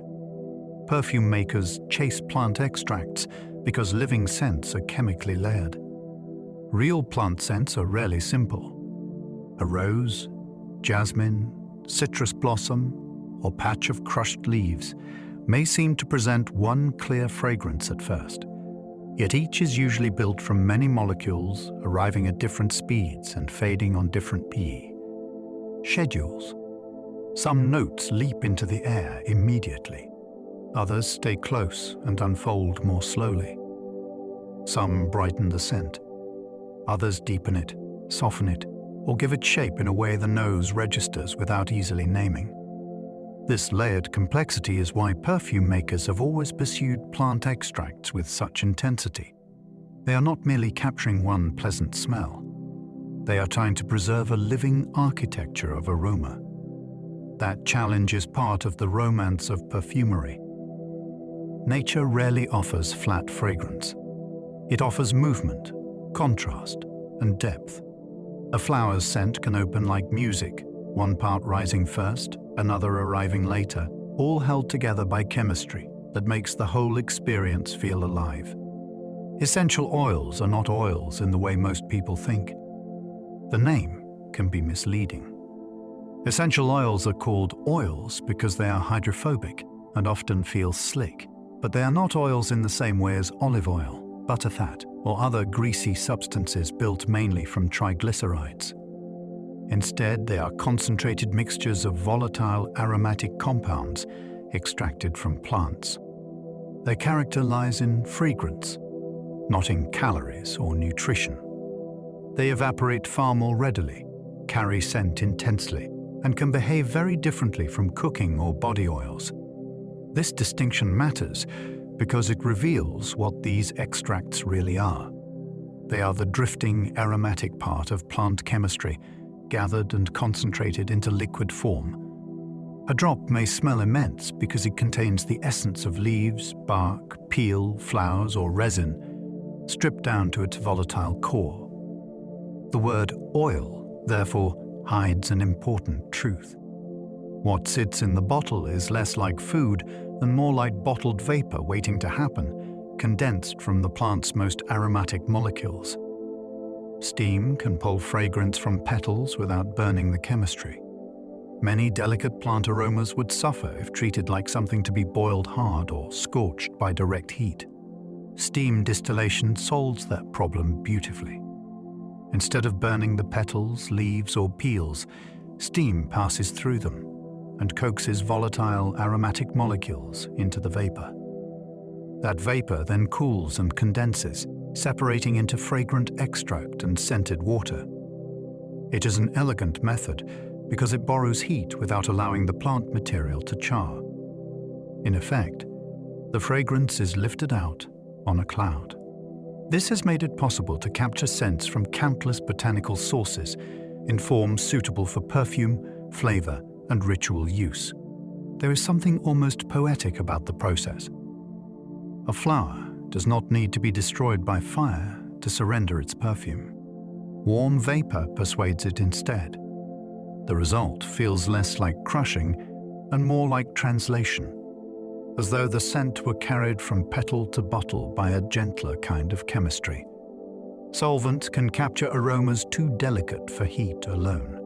Some floral scents are so fragile that even careful steam distillation can alter them, flatten them, or leave important notes behind. In those cases, solvents offer another path.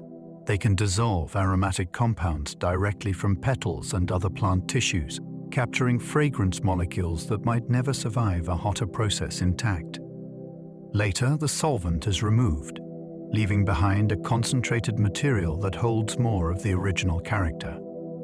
This is one reason certain perfumes feel astonishingly close to the living flower. The method can preserve aspects of softness, depth, or green nuance that heat alone might miss. It is a reminder that extraction is not one simple act. It is a choice about what kind of truth you want from the plant. Do you want the bright, volatile portion, or the richer, more faithful portrait? Solvents made it possible to chase the second kind, holding on to whispers of aroma that would otherwise disappear before they could ever be bottled. A plant extract may smell simple but contain hundreds of molecules. The nose loves shortcuts. It takes a complex cloud of chemicals and reports something manageable back to the mind. Minty, rosy, lemony, woody, green. Yet behind that apparent simplicity, there may be hundreds of distinct molecules, each contributing a tiny part of the total impression. Some create the main recognizable note. Others round it, sharpen it, sweeten it, or add shadows that most people notice only when they are gone. This is why natural scents feel so alive. They are not single ingredients pretending to be whole. They are real chemical communities. A lavender extract, for instance, may seem immediately familiar, but its identity depends on a whole arrangement of compounds arriving together in balance. Remove or alter enough of them, and the scent loses depth or turns artificial. What feels simple to the ear and the tongue is often breathtakingly crowded at the molecular level. The plant offers an orchestra, and the senses summarize it as one melody. Tiny differences in chirality can make plant aromas smell completely different. Some molecules have the same atoms connected in the same order, yet still exist in two mirror image forms. This property is called chirality, and in scent, it can change everything. One version of a molecule may smell bright and orange-like, while its mirror image smells more like pine or turpentine. Chemically, they are close enough to seem nearly identical on paper, but the nose can tell them apart because the receptors involved in smell are themselves shaped in ways that respond differently to each form. This is one of the most astonishing lessons in aroma science. The difference between one scent and another can come down not to different ingredients, but to a flipped spatial arrangement of the same one. Plant extracts, therefore, carry not only chemistry, but geometry. The exact-handedness of a molecule can help define the whole character of an oil or aroma. Nature is working in 3 dimensions, and your nose notices the slightest twist. Some plant extracts vanish quickly because they are chemically restless. Certain fragrances seem to bloom and disappear almost in the same breath. Citrus zest can brighten the air brilliantly, then fade with surprising speed. Crushed herbs can flash into life and then soften before you realize how brief the moment was. This happens because many of the compounds involved are highly volatile and chemically restless. They evaporate quickly, react with air, or shift under light and warmth, which means the scent they create is vivid but fleeting. That transience is part of their charm. They feel alive because they refuse to sit still. In the plant, such compounds may be useful precisely because they move fast, sending signals outward or creating an immediate defensive effect. In human experience, they become the top notes of perfume, the sparkle of zest, the first impression of freshness. A scent that fades quickly is not weak.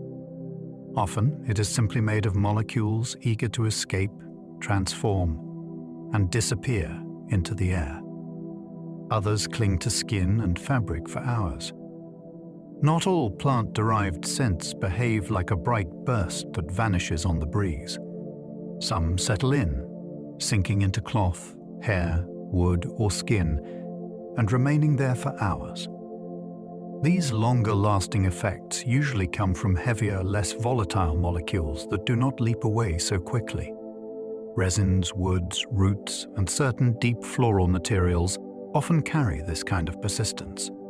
Their aromas unfold more slowly, but once established they can feel almost haunting, returning in warm pulses as body heat or movement releases them again.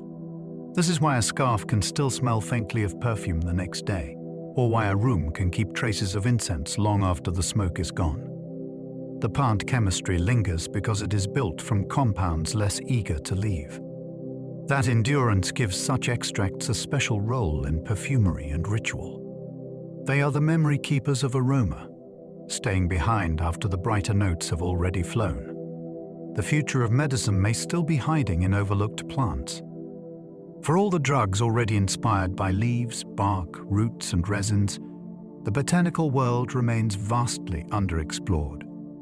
Many plant species have never been studied in depth for their chemistry, and even within known species, overlooked populations, growth conditions, or obscure tissues may hold compounds no one has properly examined. This matters because plants have spent millions of years evolving molecules that interact with living systems in remarkably specific ways. They have been solving problems of defense, repair, signaling, and survival far longer than human laboratories have existed. Somewhere in that enormous green library may be future treatments for infection, inflammation, pain, cancer, or entirely different challenges we do not yet know how to solve. The thrilling part is that discovery does not always begin in a high-tech machine. Sometimes it begins with noticing the unusual, the local, the long-used, or the ignored. The next major medical breakthrough may still be growing quietly in plain sight. Plant extracts reveal that still-rooted life can be chemically astonishing. Plants can seem passive because they do not run, hunt, or shout. Yet once you begin following their extracts, a very different picture emerges. Here are organisms making coolness that is not cold, heat that is not fire, fragrance that recruits insects, pigments that answer chemistry with color, and poisons, medicines, dyes, preservatives, stimulants, and resins, all from tissues that appear still to the eye. Their lives unfold through molecules.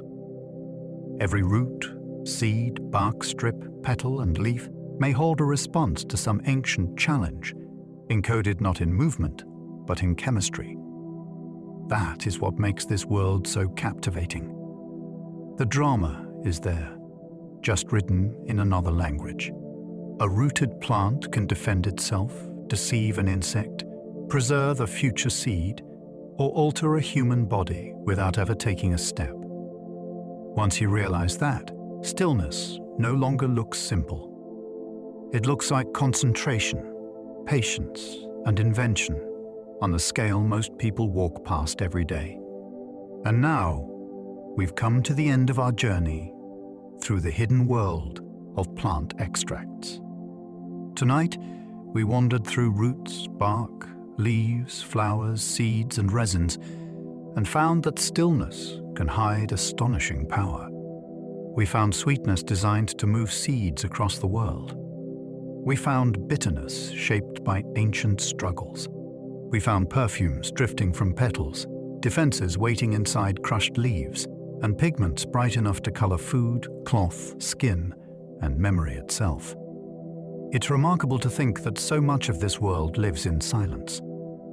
In a peel, a pod, a seed, or a drop of sap, there can be medicines, warnings, invitations, and transformations, all waiting to be released.